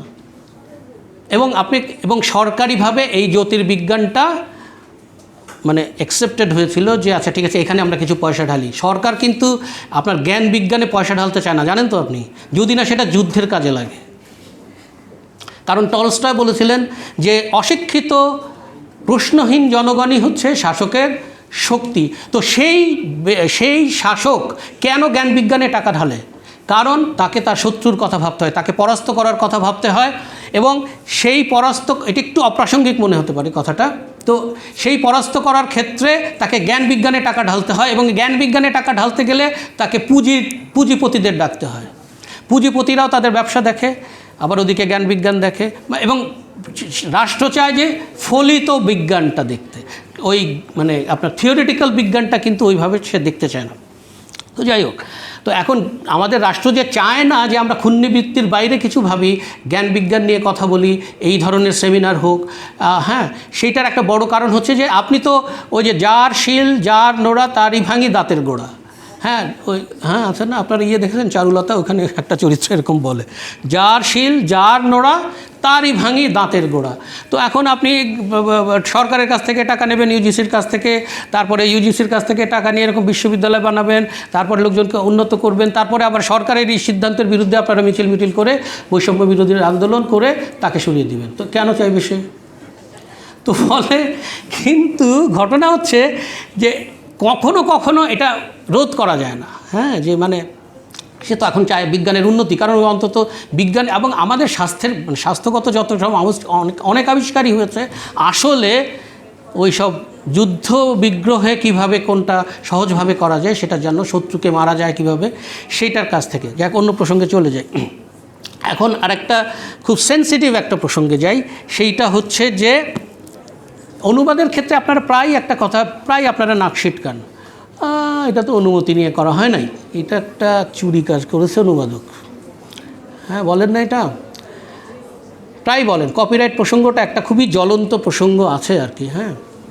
তো তখন ধরেন এরকম আপনি জ্ঞান বিজ্ঞানের বই যদি এরকম করে অনুবাদ করতে যান, তখন কপিরাইটের প্রসঙ্গ আসবে। এখন ওরা কেন চাইবে আপনি খুব সহজে এটা অনুবাদ করে ফেলেন? ওরাও তো তখন আপনার কাছে টাকা চাইবে, তাই না? তো এখন আমাদের যে আমরা বলেছিলাম যে প্রথমে যে আমার ওই যে বইটা, ওই সাইন অফ 4 বইটা 5000 কপি ছাপা হয়েছিল। এখন একটা বই কত কপি ছাপা হয় বলে আপনাদের ধারণা? সাধারণত জানেন কত কপি ছাপা হয় সাধারণত একটা বই? 300, 500, কখনো কখনো 20-25টা। মানে হয়তো আপনি লেখক, প্রকাশক বললো আপনাকে 300 কপি ছেপে দিব, আপনি টাকাও দিয়ে দিলেন, সে 20-25 কপি কোনোভাবে ছেপে আপনাকে দিয়ে দিল আর বাকি টাকাটা মেরে দিল। আচ্ছা, সেটা তো অন্য প্রসঙ্গ। এমনিতেই 300 কপি না 500 কপি, তাহলে আপনি একটা বই অনুবাদ করবেন, কত দিন লাগতে পারে, কত পরিশ্রম আপনার লাগতে পারে, সেইটা আপনারা বুঝবেন না যদি না আপনি যদি মনে করে থাকেন যে একটা ডিকশনারি আর একটা খাতা বা একটা কিবোর্ড আর একটা কম্পিউটার, ল্যাপটপ বা ইভেন মোবাইল ফোন ইত্যাদি। এআই এর প্রসঙ্গটায় পরে আসছি, হ্যাঁ, যদি সময় থাকে। অনেকক্ষণ আমি আসলে বকবক করে ফেলেছি জীবনে, আমি মনে হয় এতদিন কতক্ষণ বকবক করিনি। তো এখন এই যে বিজ্ঞানের কপিরাইট, তো আপনি এখন চিঠি লিখবেন, আগে তো চিঠি লেখা আরও অসম্ভব ছিল, আরও মানে একটা চিঠি যেত আসতো ইত্যাদি ইত্যাদি, বা ঠিকানা, তাদের ঠিকানা পাওয়াই মুশকিল, বা ঠিকানা পেলেও সেটা চিঠি পৌঁছালো কি পৌঁছলো না। এখন আপনি যখন তাকে বলবেন যে, তো ওরা জিজ্ঞেস করবে আপনাকে আপনি কত কপি বই ছাপবেন, আপনি যখনই বলবেন 300 কপি, ও তো হাসতে হাসতেই ওখানে অজ্ঞান হয়ে যাবে, ও বিশ্বাসই করবেন না। কারণ আমাদের অতটা সততার তো সুনাম নাই বিদেশে, তো ওরা ভাববে যে আসলেও লিখতে চেয়েছিল বোধহয় 3000 মিনিমাম, হয়তো 300 ইচ্ছা করে একটা শূন্য কমিয়ে দিয়েছে, অথবা ভুলে একটা 3 বাদ পড়েছে। তখন সে একটা দর হাঁকবে, সেই দর ধরুন $100 যদি হয়, $100 এখন কত টাকা, 125 বা 30 দিয়ে গুণ করে দেখতে পারেন। তাহলে আপনি সেই টাকাটা তাকে দেবেন। এবং বাংলাদেশ থেকে টাকা পাঠানো কিন্তু খুব কঠিন, বাংলাদেশ থেকে টাকা পাঠানো বাইরে খুবই কঠিন, আসা সহজ, যাওয়া কঠিন। এখন 100 ইউরো যদি চায়, $100 যদি চায় একজন পাবলিক, আমাদের কজন প্রকাশকের সেই ক্ষমতা আছে যে একজন অনুবাদককে তার যথাযোগ্য সম্মান দিয়ে, অনুবাদকের যথাযোগ্য সম্মান কথাটা হাস্যকর, খুবই হাস্যকর। তার কারণ হচ্ছে একজন অনুবাদক পার ওয়ার্ড অনুবাদ 1 টাকাও পান না, 1 টাকা, মানে একটা শব্দে 1 টাকা, একটা শব্দে 1 টাকাও একজন অনুবাদকের পক্ষে পাওয়া খুব কঠিন। যাই হোক, তো তাকে আপনি অনুবাদককে টাকা দেবেন, একজন প্রকাশক কিন্তু লগ্নি করবে টাকাটা। আমরা প্রকাশক মানেই খুবই খারাপ চোখে দেখি, কিন্তু আসলে প্রকাশক তো একটা টাকা লগ্নি করেন, এবং বই প্রকাশনার মতো একটা অলাভজনক কাজে বইটা লগ্নি করে, এই টাকাটা লগ্নি করেন। অনুবাদককে টাকা দেবেন, কপিরাইট হোল্ডারকে টাকা দেবেন, বাইন্ডারকে টাকা দেবেন, কাগজে টাকা দেবেন ইত্যাদি, প্রেসে টাকা দিয়ে তার যে এস্টাবলিশমেন্ট আছে সেইটা তিনি চালাবেন, তারপরে তিনি লাভ করবেন। আমাদের পক্ষে কতখানি সম্ভব এটা নিতে পারলে খুবই ভালো বলছে, ওই যেমন মূল ভাষা থেকে করতে পারলে অনুবাদ যেমন খুবই ভালো, সেই রকম অনুমতি যদি আপনি নিতে পারেন সেটা খুবই ভালো। কিন্তু ওই যে না নিতে পারলে, বা এই আমাদের দেশের যে প্রকাশনা সংস্থার এমনই অবস্থা, এই যে প্রকাশকের কাছে দর, স্যার কী যেন বলে এটাকে, দর কষাকষি করবে এরকম ইংরেজি ভাষায় ইমেল লেখারই লোক নাই। হয়তো আপনি বলতে চাইলো যে হ্যাঁ কমাও, ও বুঝলো যে বাড়াও, এরকম হতে পারে, যে এমনও হতে পারে আর কি। হ্যাঁ, মানে ইংরেজিতে যে দর কষাকষি করবে সেটা তো একটা আর্ট, তাকে তো বোঝাতে হবে। আবার আমি এটা বলছি না যে তারা অনেক সময় কম টাকায় রয়্যালটি মানে যে দেয় না, তা না, অনেক সময় বিনা পয়সাতেও দিয়ে দেয়, দ্যাটস নট দ্য, কিন্তু বেশিরভাগ ক্ষেত্রে আপনি তো আসলে অনুবাদ করতে চান বিখ্যাত লেখা, পুরস্কারপ্রাপ্ত লেখা, নোবেল প্রাপ্ত লেখা, সেই টাকা সেই বইয়ের রয়্যালটি তিনি কেন কমাবেন? বাইরের প্রকাশক নিশ্চয়ই সেটা কম দামে আপনাকে দেবেন না, কারণ পৃথিবীর অনেক প্রকাশকই বসে আছে তার কাছে অনেক টাকা, অনেক কপি ছাপার জন্য, অনেক টাকা দেওয়ার জন্য, সে এখানে কেন ইনভেস্ট করবে? তো ফলে দেখা যাচ্ছে যে এই রয়্যালটি একটা আমাদের জন্যে একটা মানে ফাঁদও বটে। এটা নিয়ে এই বইটা একটা চমৎকার লেখা ছিল, অল্প একটু কথা, অনুবাদ চর্চা। একটু দাঁড়ান, 1 মিনিট, একটু ধৈর্য ধরেন না, একটু দেখে। এইখানে উনি বলছেন যে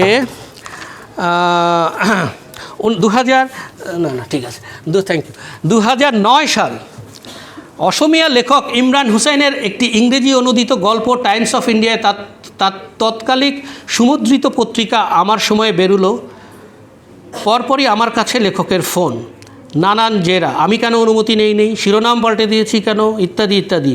আমি শুধু জানতে চেয়েছিলাম তিনি লেখাটি পড়ে খুশি কিনা। তিনি একটা বই অনুবাদ করেছিলেন ইংরেজি ভাষায়, সেটা হচ্ছে যে অসমীয়া লেখক, অসম ভাষার একটা লেখকের বই ইংরেজিতে তিনি অনুবাদ করেছিলেন। তো এখন তিনি লেখাটি পড়ে খুশি কিনা, কিংবা সেখানকার বাংলাভাষী পাঠকের প্রতিক্রিয়া কী, দুটি ক্ষেত্রেই তার উত্তর ইতিবাচক হওয়ায় আমি শুধু সবিনয়ে জানতে চেয়েছিলাম এই গল্প বাঙালি পাঠকের কাছে পৌঁছে দিয়ে আমি কি অপরাধ করেছি? তিনি আমতা আমতা করে ফোন মেনে নিলেও সেই অনুমতি বিষয়ক ঘ্যানঘ্যানানিকেই আঁকড়েছিলেন। আমি ফোন ছেড়ে দিয়েছিলাম। হ্যাঁ, তো তৃতীয় ঘটনা ঘটল 2017 সাল নাগাদ। এক নতুন বাংলা প্রকাশনীর তাগিদে কাশ্মীরের অন্তর্দ্বন্দ্বমূলক উপন্যাস কারফিউড নাইট বাই বাশারাত পিয়ার তর্জমা করার অনুমতি নেবার প্রশ্ন উঠল। আমি আরও 1-2টি প্রকাশন সংস্থার পক্ষ থেকে প্রকাশক ও লেখককে বারংবার চিঠি দেওয়া সত্ত্বেও উত্তরহীন রইলাম, পড়ে থাকলো আমার শ্রমের ফসল, ইত্যাদি ইত্যাদি। এখন হয়তো আরেকটা কথা আপনারা জানেন কি না জানি না, এটা কিন্তু লেখককে লিখতে হয় না, এটা প্রকাশককে লিখতে হয়, এবং চুক্তিটা হয় প্রকাশকের সাথে প্রকাশকের। লেখক কোনো সাধারণত অনুমতি দেন না। হ্যাঁ, ধরুন একটা পাবলিশার বাংলাদেশের, বিদেশের যে পাবলিশার বইটা বের করেছে তাদের মধ্যে চুক্তিটা হবে এবং তাদেরকে চিঠি লিখতে হবে। তার লেখকের এজেন্ট থাকে, অনেক সময় সাহায্য করেন। কিন্তু এবং এই যে এখন হয়তো এই যে ইমেইলের আসার কারণে, ইমেল টিমেলের উদ্ভাবন হওয়ার ফলে এই যোগাযোগ প্রক্রিয়াটা অনেক সহজ হয়েছে, কিন্তু তারপরেও দেখা যায় যে তারা 300 কপি 500 কপি এগুলোর জন্য অনেক সময় করতে চান না। কিন্তু যদি কেউ নিতে চান, অনুমতি যদি কেউ নিতে চান, সেটা খুব ভালো যদি নিতে পারেন। কিন্তু দেখা যায় যে আমাদের ক্ষেত্রে ওই যে আমি বললাম, একটা হিসাব দিলাম না আপনাকে, যে যদি $100 চান, আপনি কিভাবে তাকে বলবেন যে ইয়েটাকে কম করো,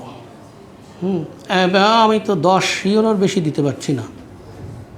আমি নির্লজ্জভাবে একবার বলেছিলাম যে তাও বলেছিল 50, কিন্তু 50 তো একটা হাস্য। তখন তারা বলেছিল ঠিক আছে, এক কাজ করো, এই 50 ইউরো আমি নিব না, তুমি বরং লেখকের অ্যাকাউন্টে পাঠিয়ে দাও। তো এখন কিন্তু 50 ইউরো ব্যক্তিগতভাবে আমার পক্ষে, এইটাখানে আরেক ঝামেলা আছে, যে আপনি যখন এই চুক্তিটা হবে $100 দিতে রাজি, আমরা পারছি, এই $100 $50 আপনার পকেট থেকে যাবে, $50 প্রকাশকের কাছ থেকে যাবে। প্রকাশক $100 দিতে চাইবেন না, বুঝতে পেরেছেন? কারণ প্রকাশক তো এত মানে বড় প্রকাশক না বাংলাদেশে। যে প্রকাশকের বই বিক্রি হয় 300 কপি 3 বছরে বা 2 বছরে, তার পক্ষে কীভাবে এই টাকা দিয়ে করা সম্ভব? তো ফলে এইটার একটা ব্যাপার আছে। তো ফলে এখন আমাদেরকে নেসেসিটি নোজ নো ল, আমাদেরকে বাধ্য হয়ে সেই অনুবাদগুলো করতে হচ্ছে যেগুলো আমরা অনুমতি নিতে পারলে নেই, আর না হলে উই ডোন্ট হ্যাভ এনি কোয়ামস। কারণ মানে এটা বলা একটু মুশকিল অফিসিয়ালি যে এরকম একটা সেমিনারে এটা আবার নাকি কারা করছে, তারা তো আমাদের কাছে হরদম নিয়েই যাচ্ছে জিনিসপত্র, কী না নিচ্ছে আমাদের কাছ থেকে। ওই যে উত্তর উপনিবেশ, ওই যে একটা, হ্যাঁ, এটাতে আমাদের অনেক জ্ঞানীগুণী মহাজন ক্ষুণ্ণ হবে, হ্যাঁ এটা একটা অন্যায় দিয়ে আপনি আরেকটা অন্যায়কে ঢাকতে চাচ্ছেন। কিন্তু আমি যে বললাম যে নেসেসিটি নোজ নো ল, একজন যে অনুবাদক, আপনি ওই ভদ্রলোকের কথাটা ভাবছেন, একজন অনুবাদকের কথাটা ভাববেন না, আপনি তার রয়্যালটির কথা ভাববেন না, তার পরিশ্রমের কথা। এবং আমি তো আপনাকে বলেছি, যদি অনুবাদের আপনার যদি অভিজ্ঞতা না থাকে, অনুবাদে কীরকম কষ্ট হয় সেটা যদি আপনার অভিজ্ঞতা না থাকে, আপনি করে দেখে তারপর জানতে পারেন যে তাহলে তার পরিশ্রমেরটার কথা আপনি ভাবছেন না, আপনি ভাবছেন হচ্ছে যে বাইরের কথা। কিন্তু চ্যারিটি বিগিনস অ্যাট হোম, আপনারা জানেন তো চ্যারিটি বিগিনস অ্যাট হোম। আপনি আগে না এদেরকে বাঁচতে দেবেন যে আমার এখানে, তার মানে হচ্ছে এখানে রাষ্ট্রের একটা বড় ভূমিকা আছে। কিন্তু আপনারা আবার জেনে খুশি হবেন যে সংস্কৃতি বিষয়ক মন্ত্রণালয়ে প্রকাশনা সংক্রান্ত জায়গায় কোনো টাকা পয়সা সেই অর্থে দেওয়া হয় না। সংস্কৃতি মন্ত্রণালয়ের যে বাজেট, সেই বাজেটে প্রকাশনা, বাংলাদেশের প্রকাশনা তেমন কোনো গুরুত্বই পায় না। এবং বাংলাদেশ শুধু তাই না, আপনি বলবেন যে বই তাহলে তুমি এত দামি দামি বই দামি দামি কাগজের না বের করে ভালো কাগজে বের করো, মানে একটু কম দামি কাগজে নিউজ প্রিন্টে বের করো, সেখানেও ঝামেলা আছে। বাংলাদেশে মনোপলি করে রাখা হয়েছিল অন্তত কিছুদিন আগ পর্যন্ত, এখন হয়তো একটু অবস্থা হয়েছে যে 2-1টা বড় বড় গ্রুপ অফ কোম্পানিজ যারা এরকম কাগজ তৈরি করে, তাদের ছাড়া আপনি অন্য কারো কাছ থেকে টাকা, আপনি দেখবেন যে বাংলাদেশে সব বইয়ের কাগজ একরকম। কিছু কিছু বইয়ে একটু হলদে হলদে ভাব আছে, ওরা একটা রঙের একটা পালিশ দিয়ে নেয়, কিন্তু কোয়ালিটি, গুণগত মান বা মোটামুটি এক। এখন আপনি বলবেন যে তুমি পেপার ব্যাকে বই বার করো না কেন, তোমাকে কেন বই বার করতে হয়, এত নবাবের মতো তোমাকে হার্ডবাউন্ড বই কেন বার করতে হয়? তো তোমার কাগজ, আপনার যদি কাগজ, সব বই আপনি এই কাগজ দেন, এই কাগজের যা দাম, পেপার ব্যাকেও সেই তার দাম আসবে, হার্ডবাউন্ডে সেই দাম আসবে, শুধু আপনার এই মলাটটার দামটা একটু 30-40 টাকা কমবে, লাভ তো হলো না। এখন সেবা প্রকাশনীর মতো বই কাগজে তো আপনি আবার বই কিনবেন, আমরা তো নবাব আছি, আমরা ইংরেজি বই পেপার ব্যাক কিনতে রাজি আছি, ইংরেজি বই পেঙ্গুইনের পেপার ব্যাক বই কিনতে রাজি আছি, যেটা আবার কিছুদিন পরে এখানে লাল লাল লাল লাল হয়ে যাবে, হ্যাঁ অনেক লাল লাল হয়ে যাবে, সেটা ঠিক আছে। কিন্তু বাংলাদেশের একটা বই আমি পেপার ব্যাক কিনবো না। ফলে নানান ধরনের জটিলতার মধ্যে আমরা আছি। হ্যাঁ, আরেকটা বড় অভিজ্ঞতা হচ্ছে, আরেকটা জটিলতা হচ্ছে যে 2 ঘন্টা পার হয়ে গেছে। হ্যাঁ, আর কত, ওনারা ঝাঁপিয়ে গেছেন। আর আমি একটু দেখি যে 2-1টা গুরুত্বপূর্ণ প্রসঙ্গ বাদ গেল কিনা। 1 মিনিট একটু। ও এআই, হ্যাঁ এআইকে নাম নিয়ে এআই নিয়ে একটু কথা বলতে হবে। এআই নিয়ে কথা বলতেই হবে, কারণ হচ্ছে আমরা কিছুদিন পরে বেকার হয়ে যাব। অনুবাদক মানে অনেক প্রফেশনই বেকার হয়ে যাবে, চাকরি হারাবে, টিচাররাও চাকরি হারাবে। ভাগ্যিস আমাদের চাকরির আর বেশি বয়স নাই, আমার আর বেঁচে থাকলে অল্প 4-5 বছর, 5-7 বছর। খালেদ ভাইয়ের কত বছর আমি জানি না, কিন্তু আমার সুমনের একটু বেশি থাকবে। তো আমাদের ম্যাডামের কথা আমি জানি না, কিন্তু আমরা বেকার হয়ে যাব অনুবাদক, আমরা বেকার হয়ে যাব শিক্ষক।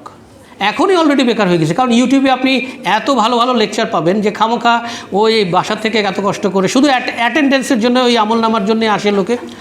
তো সেইটা যদি উঠিয়ে দেওয়া যায় তাহলে আর হবে না। এনিওয়ে, তো এআই সম্পর্কে 2-4টা কথা বলে আজকে শেষ করি। হ্যাঁ,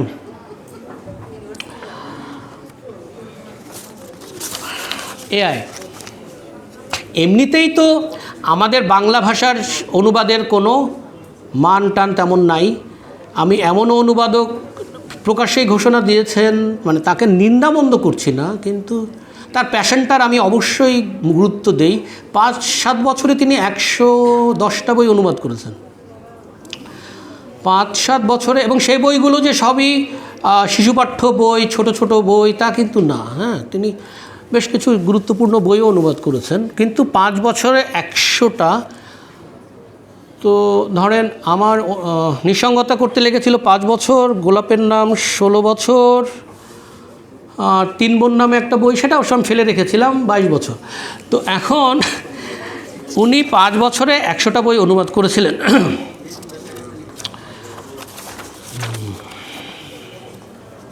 আচ্ছা, এখানে এআইতে যাওয়ার আগে একটা ছোট্ট কথা, ওই যে বলেছিলাম যে অনুবাদকরা খুবই বিপদের মধ্যে থাকে।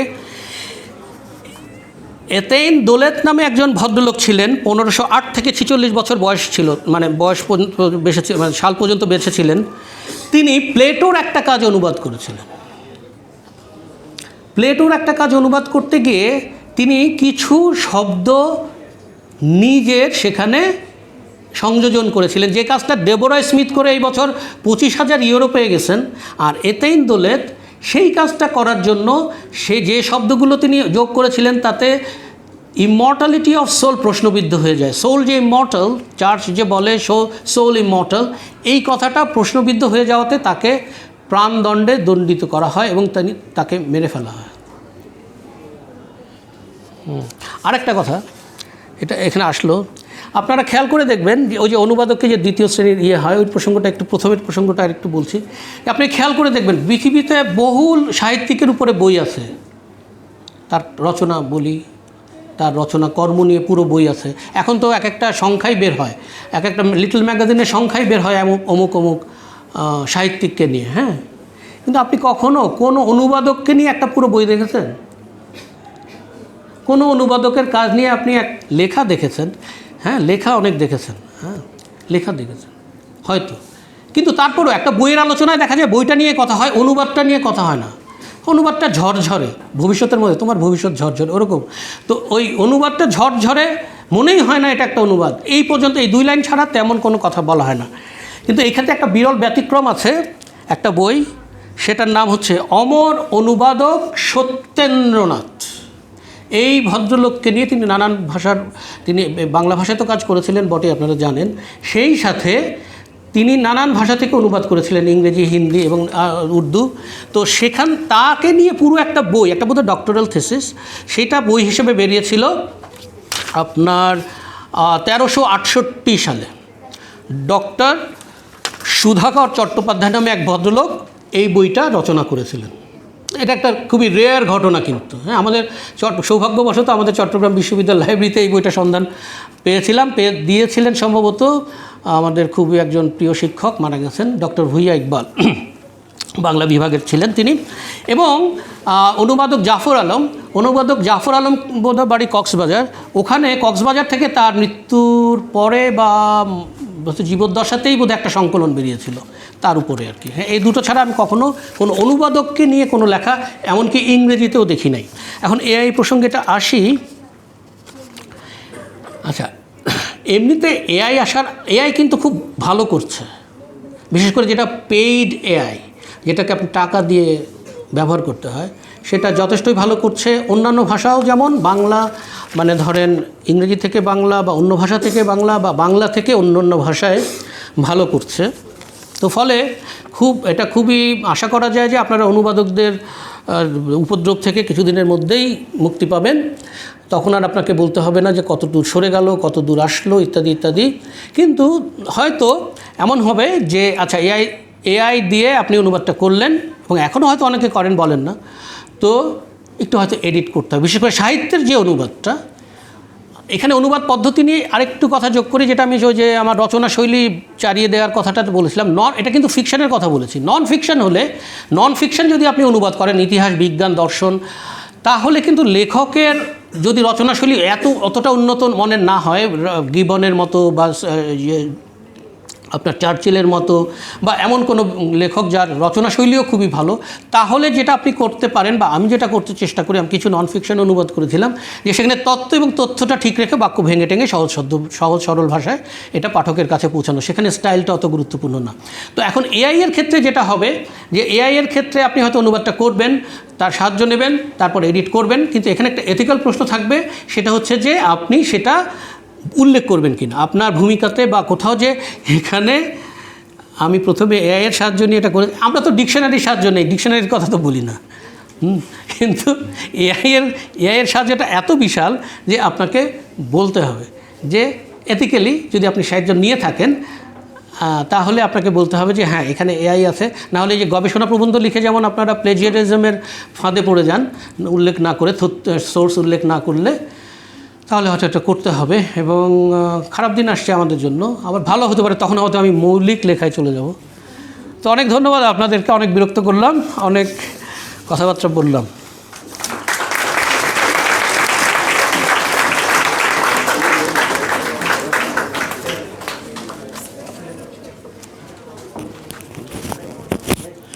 চাটা তো ঠান্ডাই হয়ে গেছে মনে হয়।